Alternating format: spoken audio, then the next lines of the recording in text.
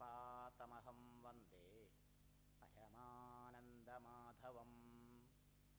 വസുദേവസുതം ദേവം കംസചാണൂരമർദ്ദനം ദേവകീ പരമാനന്ദം കൃഷ്ണം വന്ദേ ജഗദ്ഗുരും.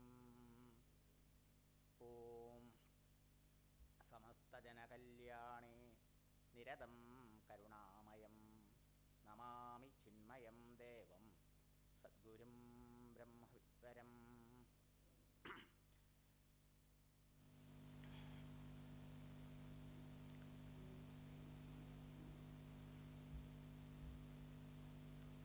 സ്വാമിജി നിർത്തിയ ശ്ലോകമാണ് അപ്പോൾ നമുക്ക് തുടങ്ങാനുള്ളത്. 10, 11, 12 ശ്ലോകം ചെല്ലാം. നമ്മളുടെ ട്യൂൺ വ്യത്യാസമായിരിക്കാം, പക്ഷേ നിങ്ങൾ സഹകരിക്കുന്നതായിരിക്കും. വീതരാഗഭയക്രോധാഃ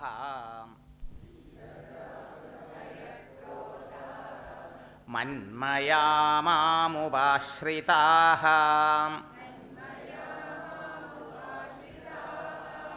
ബഹവോ ജ്ഞാനതപസാ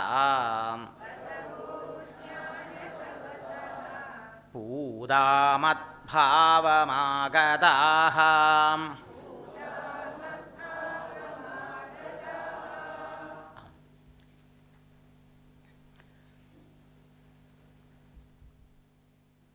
ബഹവഃ മദ്ഭാവം ആഗതാഃ. ഇതാണ് ഈ ശ്ലോകത്തിലെ ഭഗവാന്റെ പ്രതിജ്ഞ. ആരെങ്കിലും ഇപ്രകാരം ഭഗവത് തത്വം സാക്ഷാത്കരിച്ച് മുക്തരായിട്ടുണ്ടോ? ഒരാൾ, രണ്ടാളല്ല, ഏകഹാഞ്ച ഒന്നാ. ബഹു എന്ന് പറഞ്ഞാൽ തന്നെ അനേകനർത്ഥായി. ബഹുവിൽ ബഹുവചനാണ്, ബഹു തന്നെ ബഹുവചന, അതിലും ബഹുവചനാണ്. ബഹവഹ എന്ന് പറഞ്ഞാലോ കണക്കില്ലാത്ത ആൾക്കാരെന്നർത്ഥം, അനേകം ആൾക്കാരെന്നർത്ഥം. മദ്ഭാവം ആഗതാഹ, എൻ്റെ ഭാവത്തെ പ്രാപിച്ചിട്ടുണ്ട്. മദ്ഭാവം വെച്ചാലോ ഭഗവത് സ്വരൂപം, ഭഗവത് തത്വം, ആത്മതത്വം, സച്ചിദാനന്ദ സ്വരൂപം. ഭാഷ്യത്തിൽ സ്വാമിജി പറഞ്ഞു, നിത്യശുദ്ധ മുക്ത സ്വരൂപനാണ് ഞാൻ എന്ന യാഥാത്മ്യം തിരിച്ചറിഞ്ഞിട്ടുണ്ട് എന്നർത്ഥം. എന്ന് പറഞ്ഞാൽ എന്താർത്ഥം? ഈ ദേഹാദികളിലുള്ള പരിമിതികളിൽ നിന്ന് അതീതരായിട്ടുണ്ട് എന്നർത്ഥം. ദേഹമാണ് എന്നുള്ളതായ വിചാരമാണ് സ്ഥായിയായി നമ്മുടെ ഉള്ളിലുള്ളത്. സഹജമായി ഞാൻ ദേഹമാണ് എന്നുള്ള വിചാരം ആർക്കും സംശയമില്ലാണ്ടുണ്ട്, അല്ലേ? ഇതുപോലെയുള്ള വിചാരം ഞാൻ ആനന്ദബോധമാണ്, അഖണ്ഡ ആനന്ദബോധസ്വരൂപമാണ്, സച്ചിദാനന്ദ സ്വരൂപമാണ് എന്നുള്ള സഹജമായ ഭാവം. അപ്പം എന്താ ഗുണം? എല്ലാ പരിമിതികളിൽ നിന്നും മോചനം കിട്ടും. അപൂർണതാബോധം. ദേഹമാണെന്ന് വിചാരിക്കുമ്പോൾ എന്താ? ഞാൻ ജനിച്ചിരിക്കണു, ഞാൻ മരിക്കും, ഞാൻ രോഗിയാകുന്നു, ഞാൻ സുഖിയാകുന്നു, ഞാൻ ദുഃഖിയാകുന്നു, ഞാൻ അങ്ങനെയാകുന്നു, ഞാൻ ഇങ്ങനെയാകുന്നു. അനേകം കോംപ്ലക്സുകൾ നമ്മളെ അലട്ടിക്കൊണ്ടിരിക്കും. ശരിയോ? 1-2 കോംപ്ലക്സുകളല്ല, അതെല്ലാം മനസ്സിൻ്റെ തലത്തിലാണ്. മനസ്സാണ് ഈ പരിമിതി ഉണ്ടാക്കുന്നത്, മനസ്സിൻ്റെ തോന്നലാണിത്. ഞാൻ അങ്ങനെയാണ്, ഞാൻ ഇങ്ങനെയാണ്. അതോ നമ്മൾ വിശ്വസിക്കുക? ശാസ്ത്രം പറയണതോ ഗുരു പറയണതോ അല്ല വിശ്വസിക്കുക, അല്ലേ? അപ്പോൾ ആ പരിമിതികളിൽ നിന്ന് മനസ്സിനെയും അധിവർത്തിക്കുമ്പോഴാണ്, ചിന്തകളെയും അധിവർത്തിക്കുമ്പോഴാണ് ചിന്താസാക്ഷിയായ ആ ബോധസ്വരൂപത്തെ തൻ്റെ സ്വരൂപമായി സാക്ഷാത്കരിച്ച് അനുഭവിക്കുന്നു. അപ്പോഴോ സംശയരഹിതമായി സർവതന്ത്ര സ്വതന്ത്രനായി നത്തം. എല്ലാ എനിക്ക് മുക്തി എന്താണ്? സ്വാതന്ത്ര്യമാണ്. അടിമത്തത്തിൽ നിന്ന്, പാരതന്ത്ര്യത്തിൽ നിന്ന് ഉള്ള മുക്തി, ഇന്നർ ഫ്രീഡം എന്നൊക്കെ പറയാം. നമ്മളെ ബാഹ്യമായി ഒന്നും ബന്ധിച്ചിട്ടില്ല, ഉണ്ടോ? ആരെയും കെട്ടിയിട്ടില്ല നമ്മളെ. പക്ഷേ നമ്മൾ കയറില്ലാതെ, പശുവിനെ കെട്ടണമെങ്കിൽ കയറ് വേണം, നമ്മളെ കെട്ടാൻ കയറ് വേണ്ട. നമ്മൾ ഓരോന്നിലും ഓരോരുത്തരിലും ഓരോ കാലത്തിലും ദേശത്തിലും വസ്തുക്കളിലും തിങ്സ് ആൻഡ് ബീയിങ്സിലൊക്കെ നമ്മൾ കെട്ടപ്പെട്ടിട്ടുണ്ട്. എങ്ങനെ? കേവലം ചിന്തകൾ വഴിയായിട്ട്. ശരിയല്ലേ? അതില്ലെങ്കിൽ എനിക്ക് ജീവിക്കാൻ പറ്റില്ല, അവരില്ലെങ്കിൽ എനിക്ക് ജീവിക്കാൻ പറ്റില്ല. അങ്ങനെ വിചാരിക്കുമ്പോൾ നമ്മളൊക്കെ ബദ്ധരാന്നർത്ഥം. ഇത് മനസ്സിൻ്റെ സൃഷ്ടിയല്ലേ? ഉറങ്ങുമ്പോഴില്ല. എന്താ തെളിവ്? ഉറങ്ങുമ്പോഴില്ല, ചിന്ത ഇല്ലെങ്കിൽ ഇല്ലല്ലോ. ചിന്ത വന്നാൽ മനസ്സ് ഉണരോടുകൂടി എല്ലാം ഉണ്ടാവണു. മനസ്സ് ലയിച്ചാൽ എല്ലാം ഉണ്ടായി. എവിടെ മനസ്സ് ലയിച്ചു, ആ മനസ്സിനും ആധാരമായ ആ ബോധസ്വരൂപത്തിൽ, നമ്മുടെ നിജസ്വരൂപത്തിൽ ആ നിജസ്വരൂപം മറയപ്പെട്ടിരിക്കുന്നു, അജ്ഞാനത്താൽ ആവൃതമായിരിക്കുന്നു. അതുകൊണ്ടുകൂടെ പറഞ്ഞു എങ്ങനെയാണ് അവർ അങ്ങനെ പ്രാപിച്ചത് ആ ഭഗവത് സ്വരൂപം. ഭഗവത് സ്വരൂപം സച്ചിദാനന്ദ സ്വരൂപമാണ്. ജ്ഞാനതപസാ പൂതാഹ പരിശുദ്ധരായിട്ട്. ഇതിന് വേണ്ട യോഗ്യത എന്താ, അർഹത എന്താ? നമ്മളിപ്പോഴതാണ്. പക്ഷേ എന്തോ എത്രയോ കാലമായ അജ്ഞത കൊണ്ട് നാം ആത്മാവാണ് എന്നുള്ളത് അംഗീകരിക്കാതെ ശരീരമാണ് എന്ന് വിചാരിച്ച് ശരീരത്തിൻ്റെ പാലന്, പോഷണ, പ്രീണന്, ലാളന് അതിൽ തന്നെ മുഴുകിയിരിക്കുക ബദ്ധശ്രദ്ധരായിട്ട്. ശരീരം അവസാനമില്ലാതെ ഡിമാൻഡ് ചെയ്തുകൊണ്ടിരിക്കുക ഓരോന്ന്. എനിക്കത് വേണം, ഇത് വേണം അല്ലേ, എൻഡ്ലെസ്ലി ഡിമാൻഡ്. പക്ഷെ നമ്മൾ അതിനൊക്കെ സാധിപ്പിച്ചു കൊടുത്തുകൊണ്ടിരിക്കുക. അങ്ങനെ ബിക്കം സ്ലേവ്സ്. നമ്മുടെ ഇന്ദ്രിയങ്ങൾക്കും നമ്മുടെ മനസ്സിനും ഒക്കെ അടിമയായി ജീവിച്ചുകൊണ്ടിരിക്കുന്നത്. അതാണ് ബന്ധനം. അതെന്താ കാരണം? ഈ മനസ്സിലെ ഈ അജ്ഞാനത്താൽ ഈ തെറ്റായ ധാരണ കൊണ്ട് ജീവിച്ചുണ്ടാക്കി കൂട്ടി ആർജിച്ച ഈ വാസനകൾ, സംസ്കാരങ്ങൾ, പൂർവ്വ സംസ്കാരം നഷ്ടം. എന്തുകൊണ്ടാണ് നമ്മുടെ മനസ്സിൽ ഓരോ ചിന്ത അങ്ങനെ വരണത്? ഓരോ ചിന്തകളും പൂർവ്വ സംസ്കാരത്തിൻ്റെ പ്രകടനമാണ്. ആ സംസ്കാരത്തെ ഇല്ലാണ്ടാക്കണം. പൂതാഹ, പൂതി, പരിശുദ്ധി. എന്താ വേണ്ടത്? ചിത്തസ്യ ശുദ്ധയേ കർമ്മ നതു വസ്തുപലബ്ധയേ എന്നും ആചാര്യസ്വാമികൾ ഇങ്ങോട്ട് എടുത്ത് പറയും വിവേകചൂടാമണിയിൽ. എല്ലാ സാധനാനുഷ്ഠാനങ്ങളും എന്തിനു വേണ്ടിയിട്ടാണ്? മനഃശുദ്ധിക്ക് വേണ്ടിയിട്ടാണ്. ശുദ്ധമായ മനസ്സ് അന്തർമുഖമാവും സ്വാഭാവികമായിട്ടും. ശുദ്ധമായ മനസ്സ് വിചാരം ചെയ്യാൻ യോഗ്യമായി തീരും. ശുദ്ധമായ മനസ്സിൽ ഈ ആത്മബോധമുറയ്ക്കും. വസ്തുസിദ്ധി, വസ്തു അതാണ് ഇപ്പോഴേ നമ്മൾ. വസ്തു നാളെ മറ്റന്നാളും ഉണ്ടാക്കേണ്ടതല്ല. മനസ്സിലായില്ലേ? അത് വിചാരം കൊണ്ടേ കിട്ടുള്ളൂ. കാരണം അവിചാരകൃതം ബന്ധം വിചാരേണ നിവർത്തത എന്നാണ് ആചാര്യസ്വാമികൾ എന്നെടുത്ത് പറയും.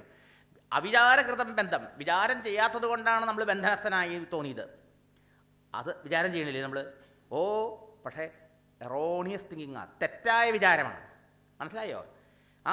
ശ്രുതി അനുസാരിയായ വിചാരം. ശാസ്ത്രം ഒരു ചൂണ്ടിക്കാണിക്കുന്ന ആ രീതിയിൽ ചിന്തിക്കണം, വിചാരം ചെയ്യണത്തം. അതുകൊണ്ടാണ് തെറ്റായ ധാരണകൾ നീങ്ങുക. അതുകൊണ്ടാണ് വിചാരേണ നിവർത്തതേ ബന്ധം. അജ്ഞാനത്താൽ പ്രോപ്പറായിട്ടുള്ള ശരിയായിട്ടുള്ളതായ ചിന്തനമില്ലാത്തത് കൊണ്ട് വന്നതാണ്. അല്ലെങ്കിൽ എങ്ങനെയാണ് ദൃശ്യത്തെ എങ്ങനെ ദൃക്കായി എടുക്കും? വിചാരം പ്രോപ്പറായി ചെയ്യണമെങ്കിൽ അങ്ങനെ വരില്ലല്ലോ.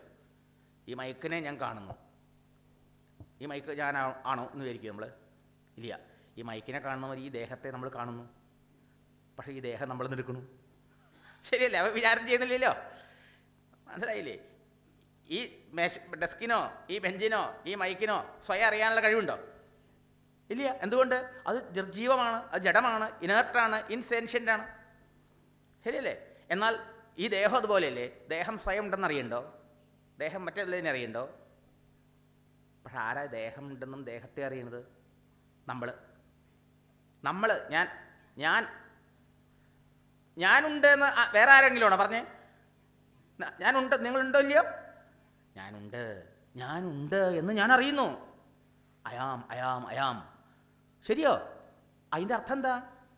ഞാനുണ്ട് എന്ന് ഞാൻ അറിയുന്നുവെങ്കിൽ ഞാൻ ഈ ബെഞ്ചും ഡെസ്കും മേശയും പോലെ ജഡവസ്തുവാണോ?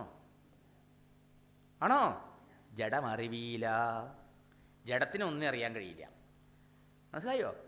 ചൈതന്യധർമ്മമാണ് അറിവ്. ബോധസ്വരൂപിയാണ്. അതുകൊണ്ട് ബോധിക്കുന്നത് കൊണ്ട് ബോധം. ജഡത്തിന് അറിയാൻ കഴിയില്ല, അതുകൊണ്ട് ചൈതന്യം എന്ന് പറഞ്ഞു. മനസ്സിലായോ? പല പല വാക്കുകൾ പറയുക നമുക്ക് മനസ്സിലാക്കാൻ വേണ്ടിയിട്ട് ഗുരുക്കന്മാർ, ആചാര്യന്മാർ. ബോധം, കോൺഷ്യസ് ആവുകൊണ്ട് കോൺഷ്യസ്നെസ്, അവെയർ ആവുകൊണ്ട് അവെയർനെസ്. ഈ ഇനർട്ടായ അതിനൊന്നും കഴിയില്ല, അങ്ങനെയുള്ള സാമർഥ്യമില്ല. അതുകൊണ്ട് ചൈതന്യ സ്വരൂപൻ. അപ്പോൾ ഞാൻ ജഡമല്ല. ഞാൻ ജഡമാണെന്ന് ആർക്കും അംഗീകരിക്കാൻ പറ്റുമോ? ശരീരം ജഡമല്ലേ? അല്ലേ? അതെ. ജഡമായ ദേഹത്തെ ഞാൻ അറിയുന്നു, ഞാനുണ്ട് എന്ന് ഞാൻ അറിയുന്നു. ഞാൻ എൻ്റെ ശരീരത്തിനെ അറിയുന്നു, എൻ്റെ മനസ്സിനെ, അതിലെ ചിന്തകളെ അറിയുന്നു, സുഖദുഃഖാദികളെ അറിയുന്നു. അതുകൊണ്ട് തന്നെ ഞാൻ ചേതനനും ഇതൊക്കെ ജഡവുമാണ്. ചിത്തും ജഡവും. പക്ഷേ ഇത് രണ്ടിനെയും കൂട്ടിക്കുഴച്ചിട്ടല്ലേ ഇപ്പം നമ്മൾ മനസ്സിലാക്കിക്കണേ? അല്ലേ? ഞാനെന്ന് പറഞ്ഞാൽ ദേഹം.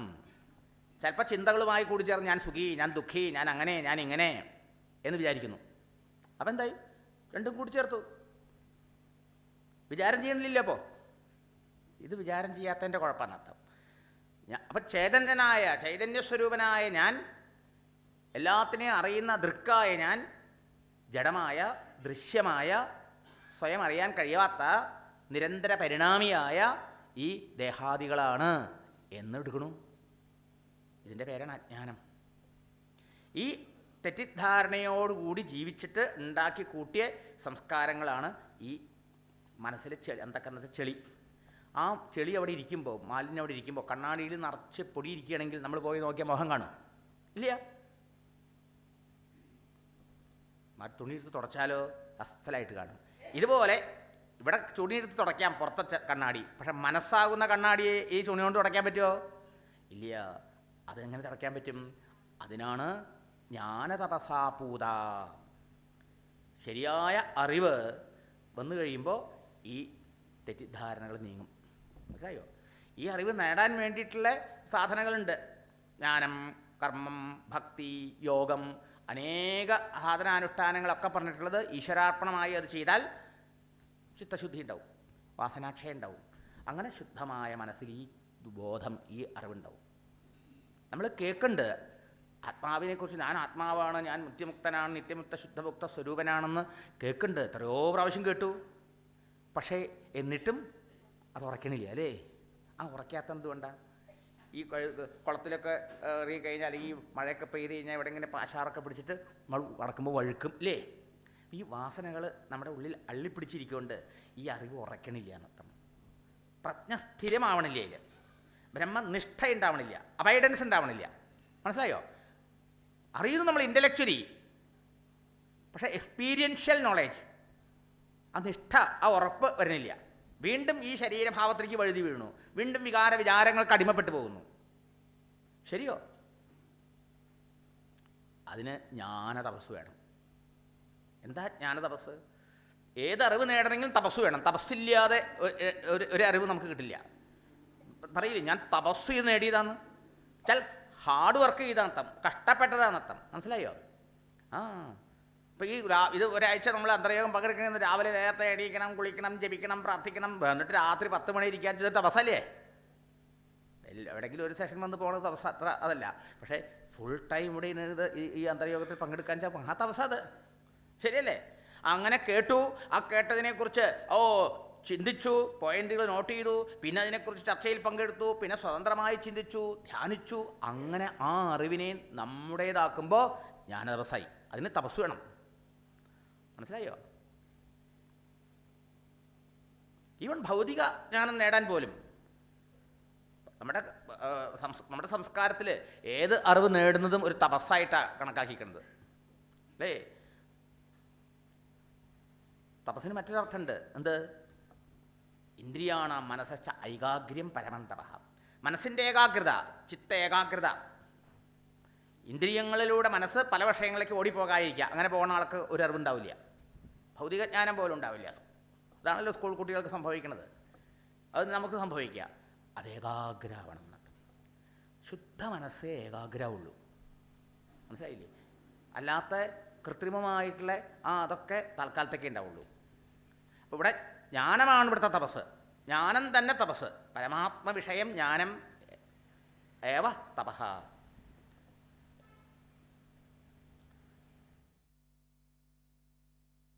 അങ്ങനെ ഈ അറിവ് കൊണ്ട് ഞാൻ ആ സച്ചിദാനന്ദ സ്വരൂപനാണ്, ഞാൻ ദൃക്സ്വരൂപനാണ്. ഈ ഈ ദൃശ്യങ്ങളിൽ നിന്നൊക്കെ വേറിട്ട് ഇവയൊക്കെ അറിയുന്ന, ബോധിക്കുന്ന, ഇവയുടെയൊക്കെ സാക്ഷിയായ ബോധമാണ്. ആ ബോധം മറ്റെല്ലാം മാറുന്നു. ദേഹം മാറുന്നു അല്ലേ? ദൃശ്യപ്രപഞ്ചം മാറുന്നു അല്ലേ? മാറ്റല്ലേ? ശരീരത്തിന് മാറ്റമുണ്ട്. ബാല്യം, കൗമാര, യൗവനം ഇത്യാദി മാറ്റങ്ങൾ സംഭവിച്ചുകൊണ്ടിരിക്കുന്നു. ചിന്തകളോ രാവിലെ എണ്ണത്തെ ഉണങ്ങണ വരെ മാറിക്കൊണ്ടിരിക്കുന്നു അല്ലേ? എല്ലാം മാറ്റിക്കൊണ്ടിരിക്കുക. മാറുന്നു. ഇതൊക്കെ മാറണ്ടെന്ന് അറിയണമെങ്കിൽ ഈ മാറ്റങ്ങളെ അറിഞ്ഞ താൻ മാറാത്തവനാവണ്ടേ? വേണം. ദേഹം, മനസ്സ്, ചിന്തകൾ, സുഖം, ദുഃഖം, എല്ലാ അനുഭവങ്ങളും വന്നു പോയിക്കൊണ്ടിരിക്കുന്നു. ഇതിനൊക്കെ വന്നു എന്നും ഇത് പോയി എന്നും അറിയാൻ, ഇത് വന്നപ്പോഴും പോയപ്പോഴും വരാതെയും പോകാതെ ഇരുന്ന ഒരു ഘടകം ഉണ്ടാവണം. അതാ എന്നിലെ ഞാൻ. നമ്മളിപ്പോൾ മനസ്സിലാക്കണ ഞാനല്ല. പിന്നെയോ ഇതിനൊക്കെ സാക്ഷിരൂപേണ അറിഞ്ഞുകൊണ്ടിരിക്കുന്ന ബോധതത്വം, ബോധസ്വരൂപനാണ് ഞാൻ.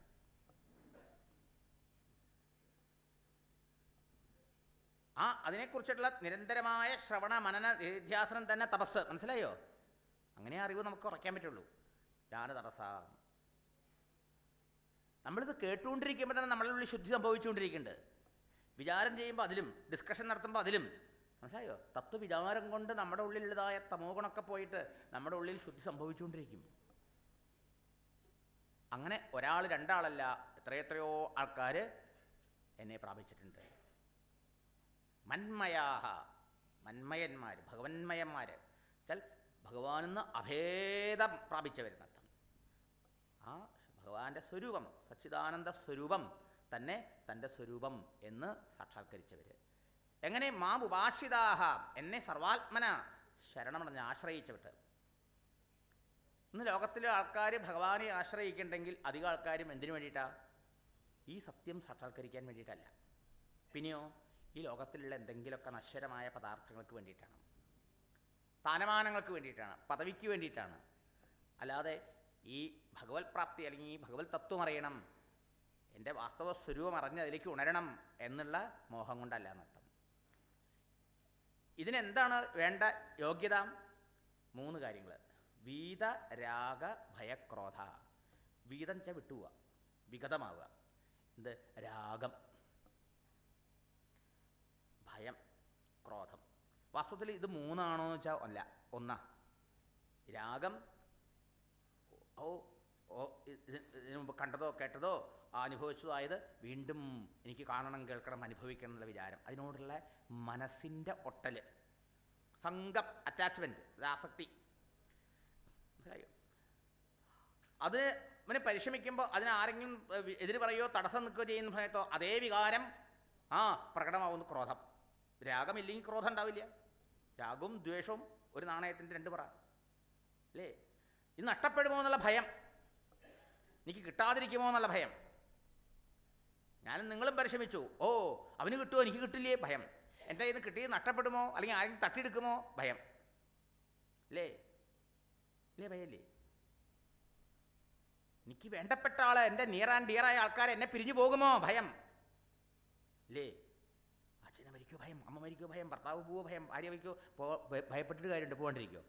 അപ്പം ഇത് അറിഞ്ഞ് അംഗീകരിച്ചാൽ ഭയം ഉണ്ടാവുമോ? അപ്പം രാഗം തന്നെയാണ് ക്രോധമായിട്ടും ഭയമായിട്ടും വരുന്നത്. രാഗമാണ് ഭയത്തിനും കാരണം. പിന്നെ ഈ എന്തുകൊണ്ട് ഈ രാഗവും ഭയം ഒക്കെ ഉണ്ടാവണമെന്നാണെങ്കിലോ, ഭയം പറയും ഭയം ദ്വിതീയാഭിനിവേശ സസ്യാത്. 2 ഉണ്ടെന്ന് തോന്നുമ്പോഴേ ഭയമുള്ളൂ, ഒന്നിന്ന് ഭയമില്ല. ശരിയല്ലേ? ഒന്നായ നിന്നയിഹ 2 കണ്ട ആ അളവിലുണ്ടായ ഒരിണ്ടൽ ബദം ഉണ്ടാവതല്ല മമാണ്. അല്ലേ? 2 തോന്നില്ല, 2 പലതുണ്ട് എന്ന്, പലത് സത്യമായിട്ടുണ്ട് എന്ന് തോന്നിയതാ കുഴപ്പം. അല്ലേ? അത് പോണെങ്കിലോ ഇവിടെ പലത് കണ്ടാലും ഈ പലതായിരിക്കുന്നത് നീ ഒന്ന് തന്നെയാണ്, ആ സത്യസ്വരൂപം തന്നെയാണ് എന്നുള്ള തിരിച്ചറിവ്. പണ്ടേ കണക്ക വരുവാൻ നിൻ കൃപാവലികൾ ഉണ്ടാക എങ്കലിഹ നാരായണായ നമാന്ന് എഴുത്തച്ഛൻ പറയണില്ലേ, വളരെ സിമ്പിളായിട്ട്. അപ്പോൾ വേദവും പറയണു ദ്വിതീയാത്വൈ ഭയം ഭവതി. 2 ഉണ്ടെന്ന് തോന്നിയാൽ ഭയമായി, തന്നിൽ നിന്ന് അന്യമായ ഒന്നിൽ നിന്ന് എനിക്ക് ഭയമുള്ളൂ. അല്ലേ?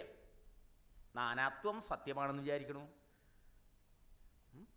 നാനാത്വം സത്യമാണ്, കണ്ണുകൊണ്ട് കാണുന്ന സത്യമാണ്. പക്ഷേ ഈ കണ്ണുകൊണ്ട് കാണുന്ന വസ്തുക്കളൊക്കെ ഒന്നാണ്, അതിൻ്റെയൊക്കെ പുറകിൽ ഒരേ ഒരു തത്വമാണ്, അതിനെയൊക്കെ ഉണ്മ കൊടുത്തുകൊണ്ടിരിക്കണം എന്നുള്ള ജ്ഞാനതപസ്സാണ്. കാണാണ്ടിരിക്കില്ല. ഈ വൈദ്യുത ഉപകരണങ്ങളൊക്കെ പ്രവർത്തിക്കണു, എത്ര ബൾബ് കത്തണു, എത്ര ട്യൂബ് കത്തണു.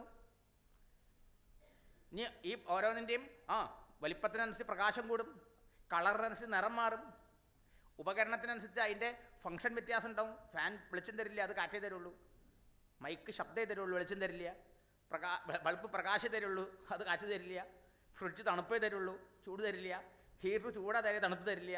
പക്ഷേ ഈ വൈവിധ്യമാർന്ന ഈ എല്ലാ ഉപകരണങ്ങളും പ്രവർത്തിക്കണമെങ്കിലോ അതിൻ്റെ പുറകിൽ കോമണായ ഒരു ഏകത്വ ഫാക്ടർ ഉണ്ട്, അതാണ് കറണ്ട് നമ്മൾ പറയാം. ഇതൊക്കെ കറണ്ട് കൊണ്ട് പ്രവർത്തിക്കുകയാണ് എന്ന് അറിയുന്നത് കണ്ണുകൊണ്ടാണോ? കണ്ണുകൊണ്ടൊക്കെ വ്യത്യസ്തമായ ഉപകരണങ്ങൾ, വ്യത്യസ്തമായ പ്രവർത്തനം, അല്ലേ? ശരിയല്ലേ? പക്ഷേ അതേ സമയത്തോ ഈ വ്യത്യസ്തകളൊക്കെ സാധ്യമാവുന്നത് ആ ഏകമായ കരണ്ടെന്ന തത്വം അതിൻ്റെ പുറകിലുള്ളത് കൊണ്ടാണ്. ശരിയോ? ഒരു ഭൗതിക ശാസ്ത്രജ്ഞന് ഒരു 10ാം ക്ലാസ്സിൽ പഠിക്കുന്ന കുട്ടിക്ക് ആ ബേസിക് ഫിസിക്സ് പഠിക്കുമ്പോൾ മനസ്സിലാവുന്നത്, ഓ, ഈ കാണുന്നതെല്ലാം കേവലം എനർജിയാണ്, ഊർജ്ജമാണെന്ന്, അത് ആറ്റമാണെന്ന്. ഇത് കണ്ണോണ്ട് ഇവരാരെയും കണ്ടോ? ഈ എനർജി ആറ്റത്തിനെ കാണാൻ പറ്റുന്ന വസ്തു അല്ലേ അത്? അവർ നിഗമനങ്ങളിലൂടെ കണ്ടെത്തിയതാ അല്ലേ? അതെ, നോക്കണം, ഈ മൈക്ക് കാണുവർ, ഈ ഡെസ്ക് കാണുവർ, ഭാര്യയും കുട്ടികളെയും ഒക്കെ കാണും, വ്യവഹാരം ഉപയോഗിക്കും. പക്ഷെ അവർക്ക് അവർ അറിയണ എങ്ങനെയാ? ഇതൊക്കെ എനർജിയാണ്. ഇത് കണ്ണുകൊണ്ടാണോ കാണുന്നത്? ആണോ? ഇത് അറിവിലാണ്. ഒരിടത്ത് ആചാര്യസ്വാമികൾ പറയും, ദൃഷ്ടിം ജ്ഞാനമയീം കൃത്വ പശ്യേത് ബ്രഹ്മമയം ജഗതെന്ന്. ഈ ലോകം മുഴുവനും ഭഗവാനാണ്, പരമാത്മാവാണ്, ബ്രഹ്മമാണ്, സച്ചിദാനന്ദ സ്വരൂപമാണ്, അല്ലെങ്കിൽ താൻ തന്നെയാണ്. എല്ലാം പറയണ ഒരേ ലെവൽ, ഒരേ തലത്തിൽ ശരിയാണ്, ഒരേ തന്നെയാണ്. അത് എങ്ങനെയത് കാണാൻ പറ്റുക? ഈ കണ്ണുകൊണ്ട് കാണാൻ പറ്റില്ല. അറിവിൻ്റെ ദൃഷ്ടിയിലൂടെ നോക്കണം, ജ്ഞാനദൃഷ്ടിയിലൂടെ നോക്കണം. മനസ്സിലായോ? ദൃഷ്ടിം ജ്ഞാനമയീം കൃത്വ. ഞാനിപ്പോൾ പ്ലെയിൻ കണ്ണടയിട്ട, ഇതിപ്പോൾ ഒത്തിരി വലുതായി കാണാൻ വേണ്ടിയിട്ട് തോന്നും, പ്ലെയിൻ കണ്ണടയിട്ടൊക്കെ അതുപോലെ കാണാം. നേരെ മറിച്ച് ഞാനിട്ടത് നീല ചില്ലുള്ളതാണെങ്കിലോ നീലയായിട്ട് കാണും, ചോപ്പയായിട്ട് കാണും.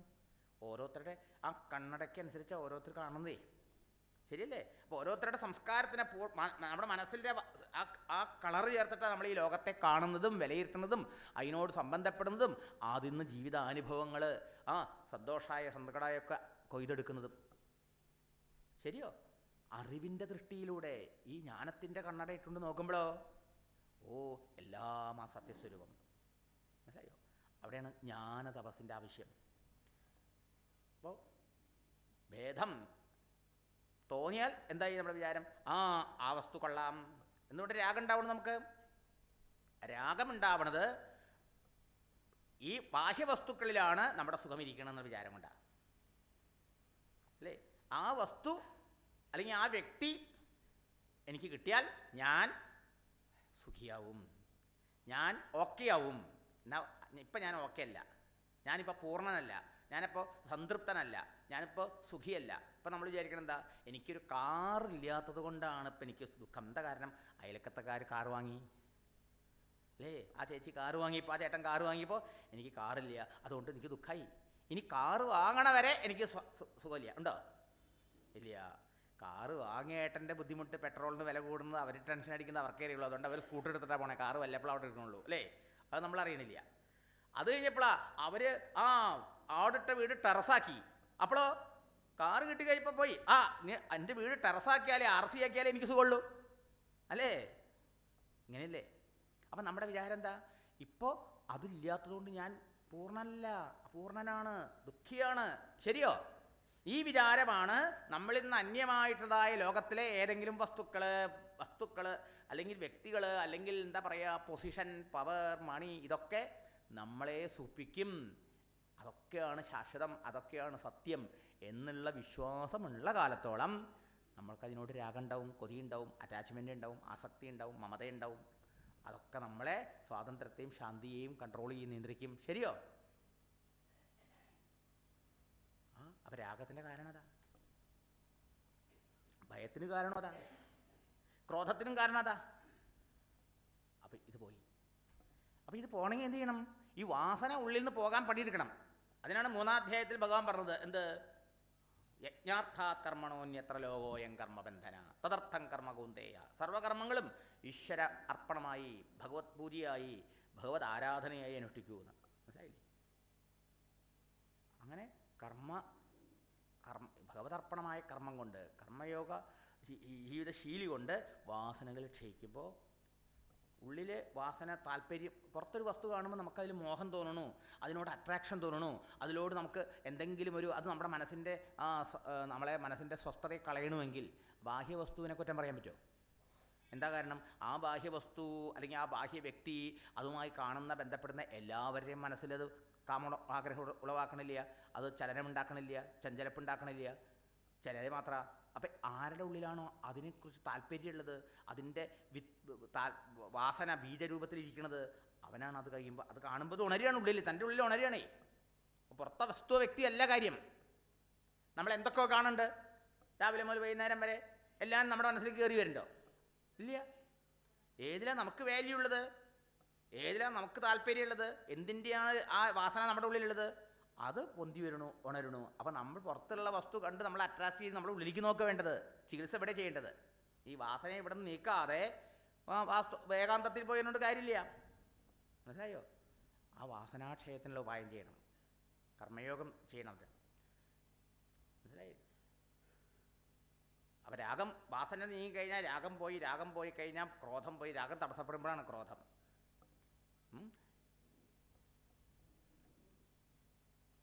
അപ്പം ഈ 3 കാര്യങ്ങളെ അവർ ജയിച്ചു: രാഗം, ഭയം, ക്രോധം.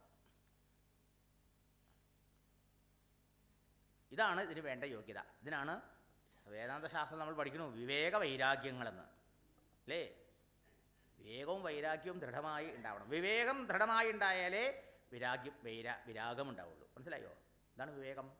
എന്താണ് ശാശ്വതം, എന്താണ് അശാശ്വതം, എന്താണ് മാറുന്നത്, എന്താണ് മാറാത്തത്, എന്താണ് നിത്യം, എന്താണ് അനിത്യം, എന്താണ് സത്യം, എന്താണ് സത്യം എന്ന പോലത്തോണ് സത്യമല്ലാത്തത്. അതിന് പല പല ലെവലിലുണ്ട്, ഡിഗ്രീസ്, അല്ലേ? അപ്പം ആത്യന്തികമായി എന്താണ്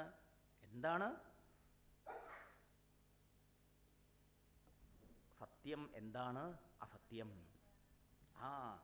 ആ വിവേകം കൊണ്ട് എന്താണ് അസത്യത്തിൽ നിന്ന്, മാറുന്നതിൽ നിന്ന്, നശ്വരത്തിൽ നിന്ന് നമ്മുടെ ശ്രദ്ധ നമ്മുടെ നിത്യത്തിലേക്ക്, ശാശ്വതത്തിലേക്ക്, സത്യത്തിലേക്ക് തിരിയണം.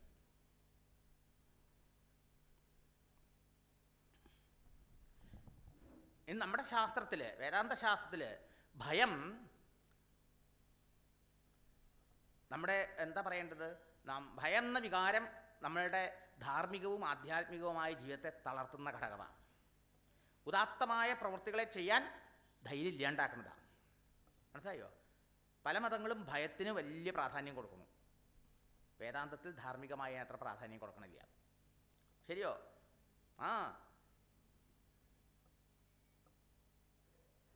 ഭയം കൊണ്ടുള്ള ധാർമ്മികത സ്ഥായിയായി നിൽക്കില്ല. അതെങ്ങനെയാ?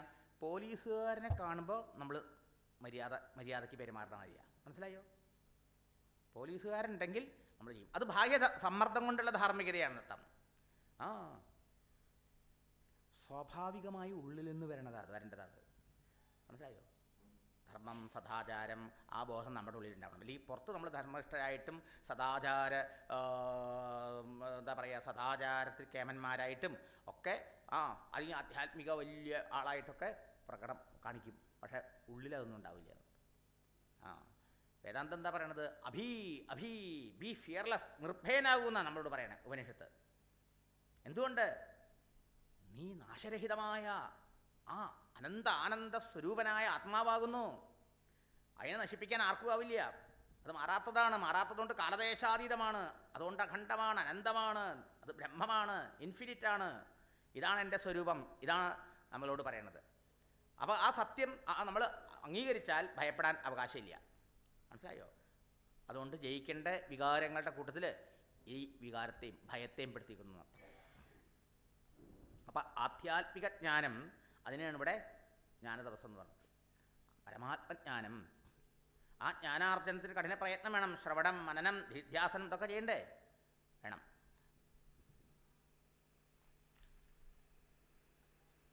അങ്ങനെ അനേകം ആൾക്കാർ എന്നെ പ്രാപിച്ചിട്ടുണ്ട്. അപ്പോൾ സ്വാഭാവികമായിട്ടും ഒരു തോന്നലുണ്ടാവും. എന്തുകൊണ്ടാണ് എല്ലാ ആൾക്കാരും ഭഗവാനെ പ്രാപിക്കാത്തത്? ഭഗവാൻ, ഇപ്പോൾ നമുക്കൊക്കെ രാഗവും ദ്വേഷമൊക്കെ ഉണ്ട്. ഭഗവാനും ഉണ്ടോ രാഗവും ദ്വേഷവും?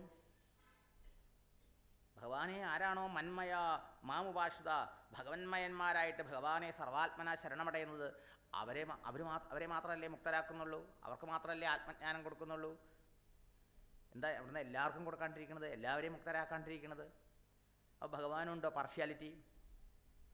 സ്വാഭാവികമായിട്ട് ചോദ്യം വരാം. അപ്പം അതിനുത്തരം പറയണു: യേ യഥാ മാം പ്രപദ്യന്തേ താം തഥൈവ ഭജാമ്യഹം മമ വർത്മാനുവർത്തന്തേ മനുഷ്യാഃ പാർത്ഥ സർവശഃ.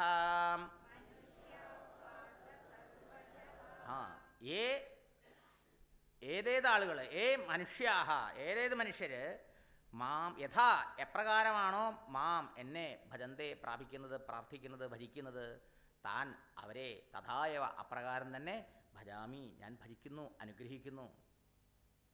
മമ വർത്തമ അനുവർത്തന്തേ മനുഷ്യ പാർത്ഥ സർവശ. ആ പാർത്ഥ അർജുന സർവശ മനുഷ്യാഹ എല്ലാ മനുഷ്യരും ഒരു എക്സെപ്ഷൻ ഇല്ല, എല്ലാ ആളുകളും മമ വർത്തമ വെച്ചാൽ എൻ്റെ പാത എന്നിലേക്കുള്ള വഴി മാർഗം, അതിലാണ് എല്ലാവരും പ്രവർത്തിക്കുന്നത്.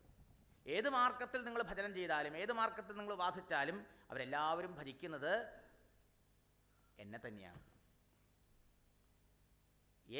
യഥാ ഏനപ്രകാരേണ ഏത് പ്രകാരത്തിൽ പ്രയോജനേന എന്തൊരു പ്രയോജനത്തെ ഉദ്ദേശിച്ചുകൊണ്ട് താൻ തഥായവ അപ്രകാരം തന്നെ അതാത് ഫലത്തെ പ്രദാനം ചെയ്തുകൊണ്ട് അഹം ഭജാമി ഞാൻ ഭജിക്കുന്നവരെ ഞാൻ അനുഗ്രഹിക്കുന്നു. അപ്പം എന്താ ഭഗവാന് രാഗദ്വേഷങ്ങളെ കൊണ്ട് ചിലർക്ക് ആത്മജ്ഞാനം കൊടുക്കണില്ല, ചിലരെ മുക്തരാക്കണില്ല? ഇല്ല. കാരണം ഈ ലോകത്തിലെ അധികം ആൾക്കാർക്കും മോക്ഷം വേണ്ട. മോക്ഷത്തിന് വേണ്ടി എത്ര ആൾക്കാർ ഭഗവാനെ ഭജിക്കുന്നുണ്ട്? പറയണു തേഷാം മോക്ഷം പ്രതി അനർത്ഥിത്വാത്. അവർക്ക് മോക്ഷം വേണമെന്നുള്ള ആഗ്രഹമില്ല അല്ലേ? വിശപ്പില്ലാത്ത ആൾക്ക് ഇങ്ങനെ ചോറ് കൊടുക്കുക, ദാഹിക്കാത്ത ഒരാൾക്ക് വെള്ളം കൊടുത്തിട്ട് കാര്യമുണ്ടോ? ഇല്ല. ഇവർക്ക് ഈ സംസാരത്തെ ഈ കാണുന്ന ദൃശ്യപ്രപഞ്ചത്തിലെ സത്യത്വ ബുദ്ധി പോയിട്ടില്ല. ഇതാണ് എന്നെ സുഖിപ്പിക്കുന്നുള്ള വിചാരം പോയിട്ടില്ല. ഇതാണ് എനിക്ക് കാര്യമായി വേണ്ടത് എന്നുള്ള വിചാരം ഉള്ളതുകൊണ്ട് എന്ത് ചെയ്യണു? അതാ വേണ്ടത്. മണി പവർ എന്താ പറയുക പ്ലഷർ പൊസിഷൻ അല്ലേ, സ്ഥാനം മാനം പണം പ്രതാപം ഇത്യാദികൾക്ക് വേണ്ടിയാണ് അധികം ആൾക്കാരും ഭജിക്കുന്നത് അല്ലേ? അപ്പോൾ ഏതേത് മനക്കാമനകളോടെ ഏതോ ഒരു സങ്കല്പത്തോടുകൂടി നിങ്ങൾ ഈശ്വരനെ ഭജിക്കുമോ അതാത് ഫലപ്രദാനം ചെയ്തുകൊണ്ട് ഈശ്വരൻ നമ്മളെ ഭജിക്കുന്ന അർത്ഥം. ഏത് ഭാവത്തിൽ ഭഗവാൻ അത് പറയാമുണ്ട്. 4 തരത്തിൽ എന്നെ ഭജിക്കുന്നുണ്ട്. അർത്ഥോ ജിജ്ഞാസു അർത്ഥാർത്ഥി ജ്ഞാനീജ ഭരതർഷഭ എന്നർത്ഥം അല്ലേ? അപ്പോൾ ഓരോരുത്തരും ഓരോ കർമ്മത്തിൻ്റെ ഫലത്തെ ഉദ്ദേശിച്ചുകൊണ്ടാണ് ഭജിക്കുന്നത്. അതുകൊണ്ട് അവർക്കത് കൊടുക്കുന്നു. മോക്ഷേച്ഛുക്കളോ മോക്ഷത്തെ ആഗ്രഹിക്കുന്നു, അവർക്ക് മോക്ഷം കൊടുക്കണു. ജ്ഞാനം വേണമെന്ന് ആഗ്രഹിക്കുന്നു, ജ്ഞാനം കൊടുക്കണു. ആർത്തന്മാരുടെ ആർത്തി തീർത്തു കൊടുക്കുന്നു അല്ലേ, കഷ്ടപ്പാട് തീർത്തു കൊടുക്കണു. ദരിദ്രം നിങ്ങളുടെ ആൾക്കാർക്ക് ദാരിദ്ര്യം നീക്കി കൊടുക്കണു. മനസ്സിലായോ? അപ്പോൾ ഭഗവാന്റെ കുഴപ്പം കൊണ്ടാണത് അല്ല. കരണ്ട് ഒന്നാണ്. ആ കരണ്ടിനെ നിങ്ങൾ പ്ലഗ് കുത്തിയിട്ട് ആവാഹിക്കുന്നു. ആവാഹിച്ചിട്ട് നിങ്ങൾക്ക് അതിനെ എന്ത് ചെയ്യാം? വേനൽക്കാലത്ത് ആ റൂമിൽ ഒരു ഹീറ്റർ ഫിറ്റ് ചെയ്യാം, എന്നിട്ട് അതിലേക്ക് കണക്ട് ചെയ്യാം, എന്നിട്ട് അതിൻ്റെ ഉള്ളിൽ നിന്ന് പുഴുകാം. വേനൽക്കാലത്ത് റൂം ഹീറ്റർ, തണുപ്പകാലത്ത് ഹിമാലയത്തിൽ ആവശ്യമുണ്ട് അല്ലേ? വേനൽക്കാലത്ത് നമ്മുടെ കേരളത്തിൽ അത് വെച്ചാലോ ഇരുന്നിട്ട് പുഴുകും. അല്ലെങ്കിലോ വേനൽക്കാലത്ത് നമുക്കൊരു ഒരു എ സിയിലേക്ക് കണക്ട് ചെയ്ത് നമുക്ക് നല്ല കൂളിംഗ് എഫക്റ്റിലിരിക്കാം. ശരിയല്ലേ? ആ ഇലക്ട്രിസിറ്റി കൊണ്ട് നിങ്ങൾക്ക് ഇലക്ട്രിക് ട്രീറ്റ്മെൻറ്റ് ചെയ്യാം. ചിലക്കാരെ ഷോക്ക് ട്രീറ്റ്മെൻറ്റ് വേണ്ടി വരും, ചില മനോരോഗികളൊക്കെ. അതേതിനെ തന്നെ നിങ്ങൾക്ക് ഷോക്ക് കൊടുത്ത് കൊല്ല ആൾക്കാരെ അല്ലേ? കമ്പിവേലിയിലൊക്കെ തൊട്ടിട്ട് മൃഗങ്ങളൊക്കെ വന്ന് അതിൽ തൊട്ട് ചത്തുപോകും. ഇവ മനുഷ്യനായാലും അല്ലേ? കരണ്ടാണോ അതിന് ഉത്തരവാദി? അല്ല. ഭഗവാൻ ഈ കരണ്ട് പോലെയാണ്. ഭഗവാൻ കരണ്ടിന് പക്ഷഭേദമില്ല. ആ കരണ്ടിനെ നിങ്ങൾ എങ്ങനെ യൂസ് ചെയ്യണോ, എങ്ങനെ ആവാഹിച്ചിട്ട് എങ്ങനെ ചെയ്യണോ അതുപോലെ ഉണ്ടാവും. ശരിയോ? ഭഗവാൻ നമ്മുടെ ഉള്ളിൽ അന്തര്യാമിയായിരുന്ന എല്ലാത്തിനും നമ്മളെ സഹായിച്ചുകൊണ്ടിരിക്കണം. മനസ്സിലായോ? നമ്മളതിനെ എന്തിനാണ് ഉപയോഗിക്കണത് അതിനനുസരിച്ചിരിക്കും. അപ്പോൾ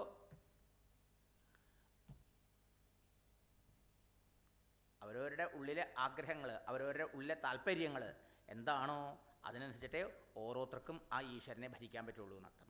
യഥാമാം പ്രപദ്യന്തേ. മാത്രമല്ല അതിന് വിശാലമായ വേറൊരർത്ഥം, ഈ പല മതങ്ങൾ ഫോളോ ചെയ്യുന്ന രാജ്യമാണ് നമ്മുടേത് അല്ലേ? ഈ മതങ്ങളുടേതായ ലോകത്തിൽ ആര് ഏത് പാത തിരഞ്ഞെടുത്താലും അവരെല്ലാവരും എന്നിലേക്കുള്ള പാതയാണ് തിരഞ്ഞെടുക്കുന്നത്. മമ വർത്തമ അനുവർത്തന്തേ. സനാതന ധർമ്മത്തിൽ അവിടെ വേദത്തിൽ പറഞ്ഞെന്താ? ഏകം സത് വിപ്രാ ബഹുധാ വദന്തി. സത്യം ഒന്നേ ഉള്ളൂ. അതിനെ വിദ്വാൻമാർ, പണ്ഡിതന്മാർ, അറിവുള്ളവർ പല തരത്തിൽ പറയണു, പല പേരിൽ പറയണു. വിവേകാനന്ദ സ്വാമികൾ 1893 ചിക്കാഗോ സമ്മേളനത്തിൽ ചൊല്ലിയ ശ്ലോകമാണത്. ആകാശാൽ പതിതം തോയം യഥാ ഗച്ഛതി സാഗരേ സർവധൈവ നമസ്കാരം കേശവം പ്രതി ഗച്ഛതി എന്നും. അല്ലേ, മഴ എവിടെ പെയ്താൽ ആ വെള്ളം അവസാനം സമുദ്രത്തിൽ ചെന്ന് ചേരുന്ന മാതിരി ആ ഏത് ദേവനെ ഏത് വിശ്വാസത്തോടുകൂടി ഏത് രൂപത്തിൽ നിങ്ങൾ ഭജിച്ചാലും അതെല്ലാം എത്തിച്ചേരുന്ന ഒരിടത്താണ്. ഒരേ സത്യസ്വരൂപനില്ല എന്നർത്ഥം. സത്യം ഒന്നേ ഉള്ളൂ, ഈശ്വരൻ ഒന്നേ ഉള്ളൂ. യം ശൈവാ സമുപാസതേ ശിവൈരി, ചിലരതിനെ ശിവെന്ന് പറഞ്ഞു ശൈവന്മാർ. ബ്രഹ്മേരി വേദാന്തിന, വേദാന്തികൾ അതിനെ ബ്രഹ്മം എന്ന് പറയണു. ബൗദ്ധ ബുദ്ധൈരി, ബൗദ്ധന്മാർ ബുദ്ധൻ എന്ന് പറയണു. പ്രമാണവടവ കർത്തേരി നൈയായിക, നൈയായികന്മാർ ന്യായവാദികൾ കർത്താവ് എന്ന് പറയണു. അർഹന്നിത്തി ജൈനശാസനരഥ, ജൈനന്മാർ അർഹനെന്ന് പറയണു. കർമ്മേതി മീമാംസക, മീമാംസകന്മാർ കർമ്മകാണ്ഡികൾ കർമ്മമെന്ന് പറയണു. സ്വയംവോ വിധാതു വാഞ്ചിതബലം ത്രൈലോക്യനാഥോ ഹരി, ആ ത്രൈലോക്യനാഥനായ ആ ഹരി, ആ പരമാത്മാ, ആ ഏകനായ പരമാത്മ ഇങ്ങനെ ഓരോ നമ്മുടെ ഹിന്ദുമതത്തിൽ തന്നെ ഓരോരുത്തരും ശിവനായും വിഷ്ണുവായും ഭഗവതിയായും ഗണപതിയായും സുബ്രഹ്മണ്യനായും അല്ലേ ഒക്കെ ആയിട്ട് ആരാധിക്കുന്നു. ഇവരെ ഏത് രൂപത്തിൽ ആരെ ആരാധിക്കുമ്പോഴും അവരെ ആരാധിക്കുന്നത് ആരെയാണ്? ഒരേ ഒരു ഈശ്വരനെയാണ്, ഒരേ ഒരു പരമാത്മാവിനെയാണ്. പക്ഷേ അറിഞ്ഞ് ആരാധിക്കാത്തതുകൊണ്ട് എന്തായി? അവർക്ക് അല്പഫലം കിട്ടുന്നു. അറിഞ്ഞ് ആശ്രയിച്ചാൽ അനന്തഫലം കിട്ടുന്നു. ഓരോന്നും വേറെ വേറെ വേറെയാണെന്ന് വിചാരിച്ചിട്ടാ ആൾക്കാർ പലപ്പോഴും അജ്ഞാനം കൊണ്ട് ഭജിക്കണം അല്ലേ. ഇന്നത് 7-ാം അധ്യായത്തിൽ ഭഗവാൻ പറയും, യോ യോ യാം യാം തനും ഭക്ത ശ്രദ്ധയ അർച്ചിതുമിച്ഛതി തസ്യ തസ്യ അചലാം ശ്രദ്ധാം താമേവ വിധാമ്യഹം. ആരാരെ ഏതേത് രൂപത്തിൽ എന്നെ ഭജിച്ചാലും അവർക്കൊക്കെ അതാത് ദേവതകളിൽ ശ്രദ്ധയും ഭക്തിയും ഉണ്ടാക്കി കൊടുത്ത് ആ ദേവത മുഖാന്തരം അവരെ അനുഗ്രഹിക്കുന്നത് ഈശ്വരനാകുന്ന ഞാൻ ഏകനാകുന്നു. കാരണം എന്താ? ഒരേ ഒരു ശരീരത്തിലെ പ്രത്യേക അവയവങ്ങൾ പോലെയാണ് ഈ ദേവതകൾ. അല്ലയോ, വ്യത്യാസമില്ല. ഈ സന്ദർഭത്തിൽ നമുക്ക് പറയാം, ക്രൈസ്ത്വ ക്രിസ്തുരുതി ക്രിയാപരത്വത അള്ളേരി മഹമ്മദ. അള്ളാവെന്ന് മഹമ്മദയർ പറഞ്ഞു, ക്രിസ്തു എന്ന് ക്രൈസ്തവന്മാർ പറഞ്ഞു. ഇത് നമ്മുടെ ഗണപതിയും സുബ്രഹ്മണ്യനെയും മാതിരി ഒരു ദേവനെ കണക്കാക്കിയാൽ മതി. ശരിയോ? ഇതാണ് ഭാരതീയമായ കാഴ്ചപ്പാട്.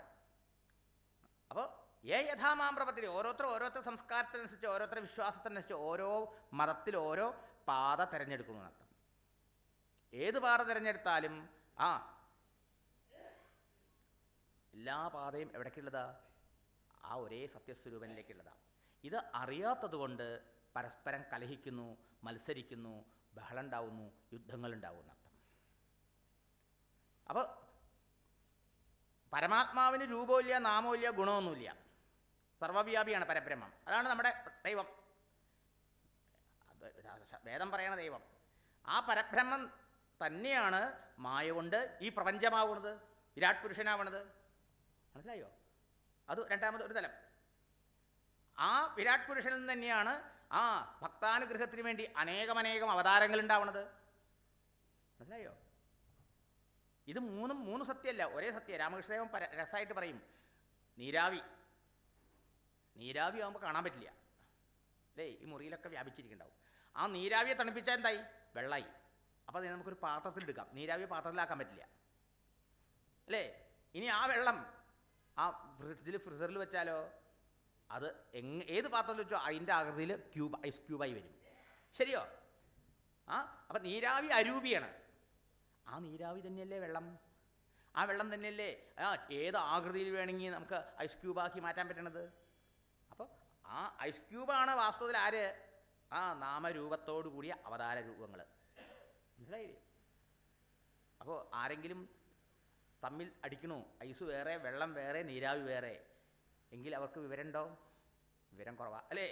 ഇതുപോലെയാണ്. അപ്പോൾ ഗുണങ്ങളോ നാമങ്ങളോ രൂപങ്ങളോ ഇല്ലാത്ത ഈശ്വരനെ എല്ലാവർക്കും അങ്ങനെ ഉപാസിക്കാൻ കഴിഞ്ഞു എന്ന് വരില്ല.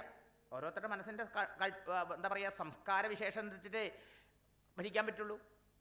എല്ലാവർക്കും നിർഗുണ പരബ്രഹ്മത്തെ ഭജിക്കാൻ പറ്റുമോ? ഇല്ല. അതുകൊണ്ടല്ല ആചാര്യസ്വാമികൾ ഭാഷ്യങ്ങൾ എഴുതി, ഭാഷ്യങ്ങൾ ഉപനിഷത്തുകൾക്കും ഇതിനൊക്കെ ഭാഷ എഴുതിയിട്ട് പ്രസ്ഥാനത്രയങ്ങൾക്ക് ഭാഷ എഴുതി പോരാതെ അനേക ദേവീദേവന്മാരുടെ സ്തോത്രങ്ങൾ അവർക്ക് ഭക്തി വളർത്തി ആ ഭക്തിയിലൂടെ ഈ അദ്വൈത തത്വത്തിലേക്ക് കൊണ്ടുവരാൻ വേണ്ടി അദ്ദേഹം ജയിച്ചത്. അനേകം ക്ഷേത്രങ്ങൾ, പുനഃസ്ഥാപന ക്ഷേത്രങ്ങളുടെ പുനഃസ്ഥാപനകൾ, അതിൽ പൂജാവിധാനങ്ങളൊക്കെ അവിടെ നിന്ന് ഏർപ്പെടുത്തിയതൊക്കെ.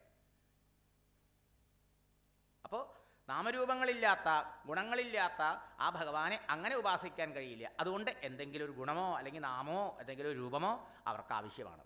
ആ ഭജിക്കുന്ന രൂപത്തിൽ ആത്മാർത്ഥത ഉണ്ടായാൽ ഓരോ രൂപത്തിലും, ഓരോ ദേവതാരൂപത്തിലും അന്തര്യാമിയായിരിക്കുന്നത് ഒരേ ഈശ്വരനായതുകൊണ്ട് ഈശ്വരൻ ഓരോരുത്തർക്കും അവരവരുടെ അഭീഷ്ടാനുസരണം ആ വരങ്ങളെ കൊടുത്ത് അനുഗ്രഹിക്കുന്നു. മനസ്സിലായില്ലേ? ആ ഭജനം നിഷ്കാമമായാലോ? നിഷ്കാമമായി കഴിഞ്ഞാൽ ഈ ചിത്തശുദ്ധിയും പരമാത്മബോധവും ആത്മസാക്ഷാത്കാരം ഉണ്ടാവും. രണ്ടായിട്ട് ഭരിക്കാം. ഒന്ന് സകാമമായിട്ട് ഭരിക്കാം, എന്തെങ്കിലും ഭൗതികമായ നശ്വരമായ നേട്ടങ്ങൾക്ക് വേണ്ടി. അല്ലെങ്കിലോ കേവലം ഭഗവാൻ സന്തോഷിക്കണമെന്നുള്ള ഭാവത്തിൽ നമുക്ക് ഭരിക്കാം. ഓരോരുത്തരുടെ ശ്രദ്ധയ്ക്കനുസരിച്ചാണ് ഫലം. ശ്രദ്ധാനുരൂപം ബലഹേതുകത്വാത്. ഓരോരുത്തർക്ക് അതിലുള്ള ശ്രദ്ധാ, ഭക്തി, വിശ്വാസങ്ങൾക്കനുസരിച്ച് ഫലം കിട്ടും. യാദൃശീ ഭാവന എത്ര സിദ്ധിർഭവതി താദൃശീന.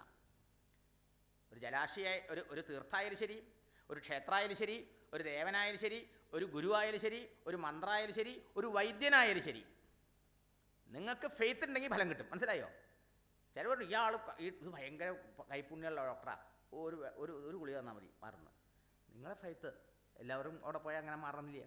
മനസ്സിലായോ? ഓരോരുത്തർക്കും ഓരോ ക്ഷേത്രത്തില്ല. ചിലർക്ക് മൂകാംബിയെ പോയാലേ ഉള്ളൂ തൃപ്തി, ഇല്ലേ? ചിലർക്ക് തിരുപ്പതി ബാലാജിയാണ്, ചിലർക്ക് അയ്യപ്പസ്വാമിയാണ്, ചിലർക്ക് ഇതൊന്നുമല്ല മുരുകനാ, പഴനി പോകണം, അല്ലേ? ചിലർക്ക് ഗുരുവായൂരപ്പനാ. യാദൃശീ ഭാവന സിദ്ധിർഭവതി താദൃശി. നിങ്ങളുടെ ഭാവയ്ക്കനുസരിച്ചിട്ടാണ്, നിങ്ങളുടെ ശ്രദ്ധാഭക്തി വിശ്വാസങ്ങൾക്കനുസരിച്ചിട്ടാണ്. ഈശ്വരൻ ഏകനാണെങ്കിലും അവിടെയൊക്കെ ഇരിക്കണ ഈശ്വരൻ വേറെ വേറെയല്ല.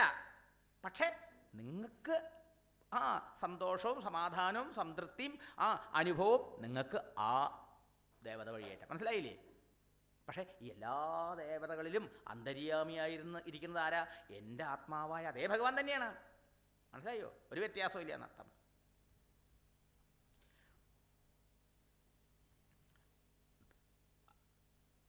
അപ്പം ഈശ്വരന് രാഗദ്വേഷങ്ങളില്ല, നമുക്ക് രാഗദ്വേഷങ്ങളുണ്ട്. മനസ്സിലായോ? അതുകൊണ്ട് എല്ലാവരും ഈശ്വരനെ കിട്ടാൻ വേണ്ടി ഈശ്വരനെ ഭജിക്കണില്ല. ശരിയോ? ആ എനിക്ക് ഭഗവാനെ മതി എന്നാരാ പറയണേ?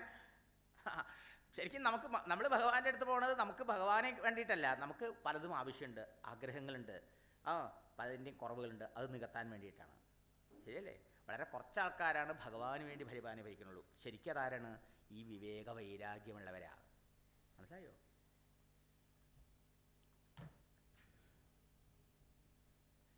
ഭാഗവതത്തിൽ ഒരു കഥാപാത്രമുണ്ട്, അസുരനാണ്, വൃത്രാസുരൻ. ദേവേന്ദ്രനെ പോലും കടത്തിവെട്ടി. ദേവേന്ദ്രൻ പോലെ അദ്ദേഹം അംഗീകാരം കൊടുത്ത് നമസ്കരിച്ചു. നീ മുക്തനായി, നീ മായയെ ജയിച്ചു, മഹാഭാഗവതാംഗത, നീ മഹാത്മാവായി കഴിഞ്ഞു.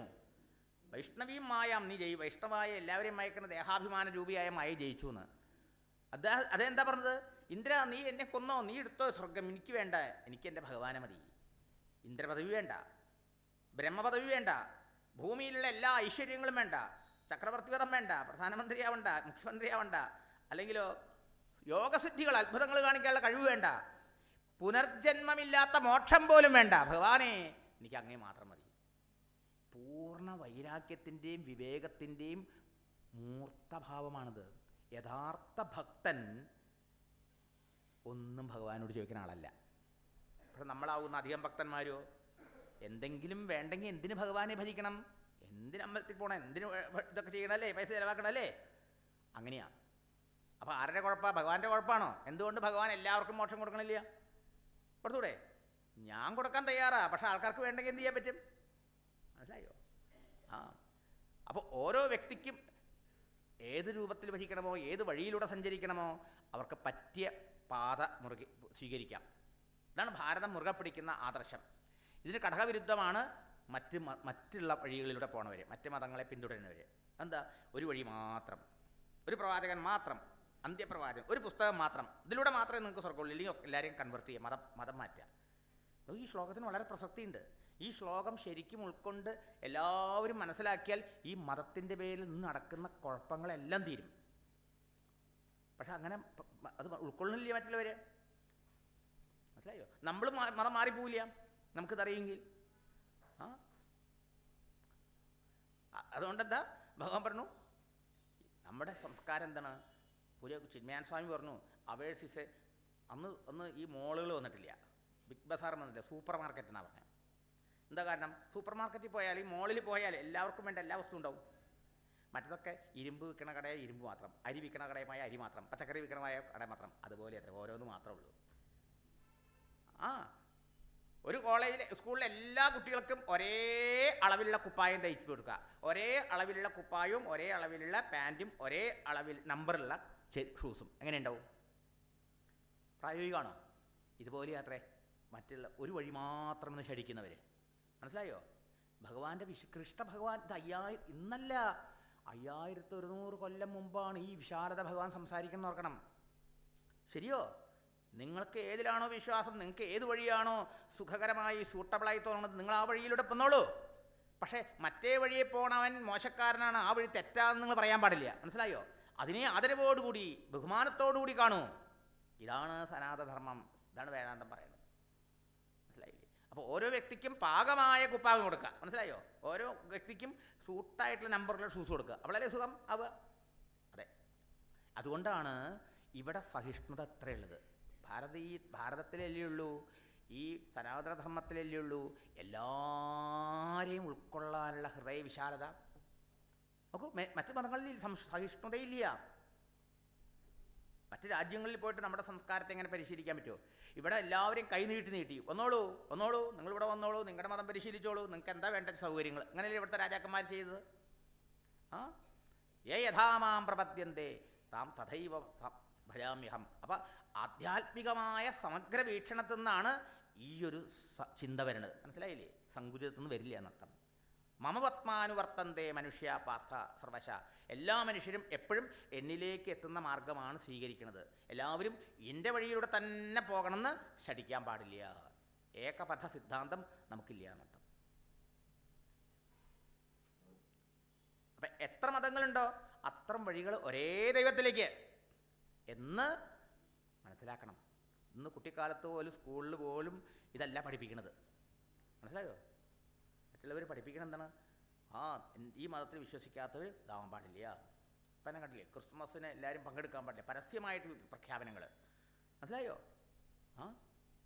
മറ്റുള്ളവർ ആചാരാനുഷ്ഠാനങ്ങൾ ചെയ്താൽ ഭ്രഷ്ടാവും. എന്തായാലും നോക്കൂ, സങ്കുചം മതഭ്രാന്ത് ഉണ്ടാവാൻ എങ്ങനെയാണ് അർത്ഥം? സമൂഹത്തിൽ ശാന്തിയും സമാധാനവും നഷ്ടപ്പെടുന്ന എങ്ങനെയാണ് അർത്ഥം? അപ്പോൾ പരസ്പര ധാരണയില്ല, മതത്തിൻ്റെ പേരിൽ വിദ്വേഷം, കലഹം, ഇതൊക്കെ ഉണ്ടാവാണ്ടിരിക്കാൻ ഭഗവാന്റെ ഈ ഉപദേശം ആൾക്കാരെല്ലാവരും മനസ്സിലാക്കേണ്ട ആവശ്യം, അറിഞ്ഞു കൊടുക്കേണ്ടതും. അപ്പോൾ ഭാരതത്തിൻ്റെ ഈ അനുഗ്രഹീതമായ ഈ ഭാരതത്തിലാണ് എല്ലാത്തിനെയും ഒരേപോലെ ബഹുമാനത്തോടെ ആദരവോടെ സ്വീകരിക്കുന്നത്. അതുകൊണ്ടാണ് ജൂതന്മാർക്ക് അഭയം കൊടുത്തതാരാ? ജൂതന്മാർക്ക് അഭയം കൊടുത്തത് ഭാരതമാണ്, അല്ലേ? പാർസികൾക്ക് അഭയം കൊടുത്തതാരാ? ഗുജറാത്ത് രാജാവാണ്, അല്ലേ? സൊറേസ്ട്രിയനിസം, സൗരാഷ്ട്ര മതം, അത് പാർശ്യ മതമാണെന്നർത്ഥം. അപ്പോൾ യഹൂദന്മാരുടെ വിശുദ്ധ ക്ഷേത്രം റോമന്മാരുടെ ദുഷ്പ്രഭുത്വം നശിപ്പിച്ച സമയത്ത് അവരൊക്കെ നമ്മുടെ നാട്ടിലേക്ക് പാഞ്ഞെത്തിയെന്നർത്ഥം. അതുകൊണ്ടാണ് ഇസ്രായേൽ നമ്മുടെ പ്രധാനമന്ത്രി പോയോ പറഞ്ഞില്ലേ, നമുക്ക് അഭയം തന്ന രാജ്യമാണ്, അല്ലേ? അതാണ്. അപ്പം മഹത്തായ ഒരു വിശാലത ഈ തത്വജ്ഞാനം ഉണ്ടായാലേ ഉണ്ടാവുള്ളൂ. അപ്പം ഗീത വേണ്ട പോലെ പഠിച്ചു കഴിഞ്ഞാൽ അത് മതഗ്രന്ഥമല്ല. അപ്പോൾ അത് ഈ ലോകത്തിനെ മുഴുവൻ ഒന്നായി കാണാൻ സഹായിക്കുന്ന, കാരണം ഒന്നാണ്, ഒരേ പരബ്രഹ്മമാണ്, ഒരേ ഭഗവാനാണ് ഈ പ്രപഞ്ചമായിരിക്കുന്നത്. ആ സത്യത്തിൽ നിന്ന് ഭിന്നമായിട്ട് ഇവിടെ ഒന്നുമില്ല. ഇതാണ് നമ്മുടെ ആത്യന്തികമായ സിദ്ധാന്തം. അപ്പോൾ നമ്മുടെ സംസ്കാരവും ചിന്തയും അങ്ങനെ ആവാനേ പറ്റുള്ളൂ. അതെ, അപ്പം മതങ്ങളുടെ സമന്വയം എന്ന കേന്ദ്ര വിഷയത്തിന് ഭഗവാൻ അത്യധികം പ്രാമുഖ്യം കൊടുക്കുന്നു ഈ ശ്ലോകത്തിൽ, അല്ലേ? മതം ശ്രുതിപ്പൊരുത്താൻ വളർത്താൻ സഹായിക്കണില്ലെങ്കിൽ ആ മതം കൊണ്ട് പ്രയോജനമില്ല എന്നർത്ഥം. മതത്തിൻ്റെ ഹൃദയഭാഗത്താണ് സമാധാനം. വിവേകാനന്ദ സ്വാമികൾ പറഞ്ഞു, മതം അനുഭൂതിയാണെന്നുള്ളത് മറന്നു പോകണോണ്ടാണ്. വെറും സിദ്ധാന്തങ്ങളല്ല, പഠിപ്പിക്കലോ അല്ലെങ്കിൽ വെറും ആചാരങ്ങളോ ചടങ്ങുകളോ അത് ഒതുങ്ങാൻ പാടില്ല. അത് അനുഭൂതിയാണ്. അത് മനസ്സിലാക്കി കഴിഞ്ഞാൽ യാതൊരു വിദ്വേഷങ്ങളും കലഹങ്ങളും ഉണ്ടാവില്ല. പക്ഷെ പലർക്കും മതം അനുഭൂതിയല്ല, വെറും സിദ്ധാന്തം മാത്രമാണ്. അവിടെ തകരാറ് വരുന്നർത്ഥം. ഭാരതത്തിൻ്റെ മഹിമ നോക്കൂ.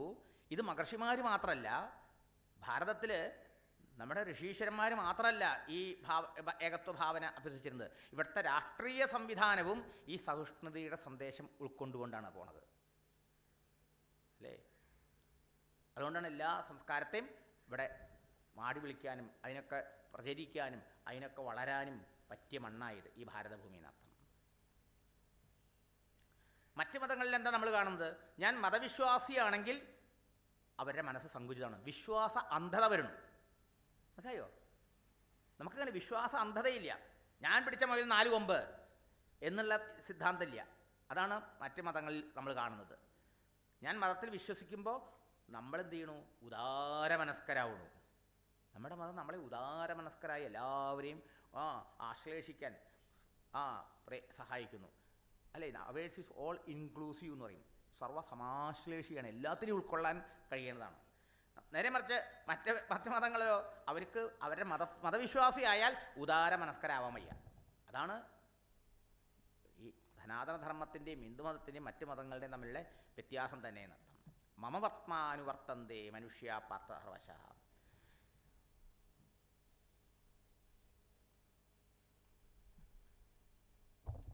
ഇനിയൊരു ശ്ലോകം കൂടി.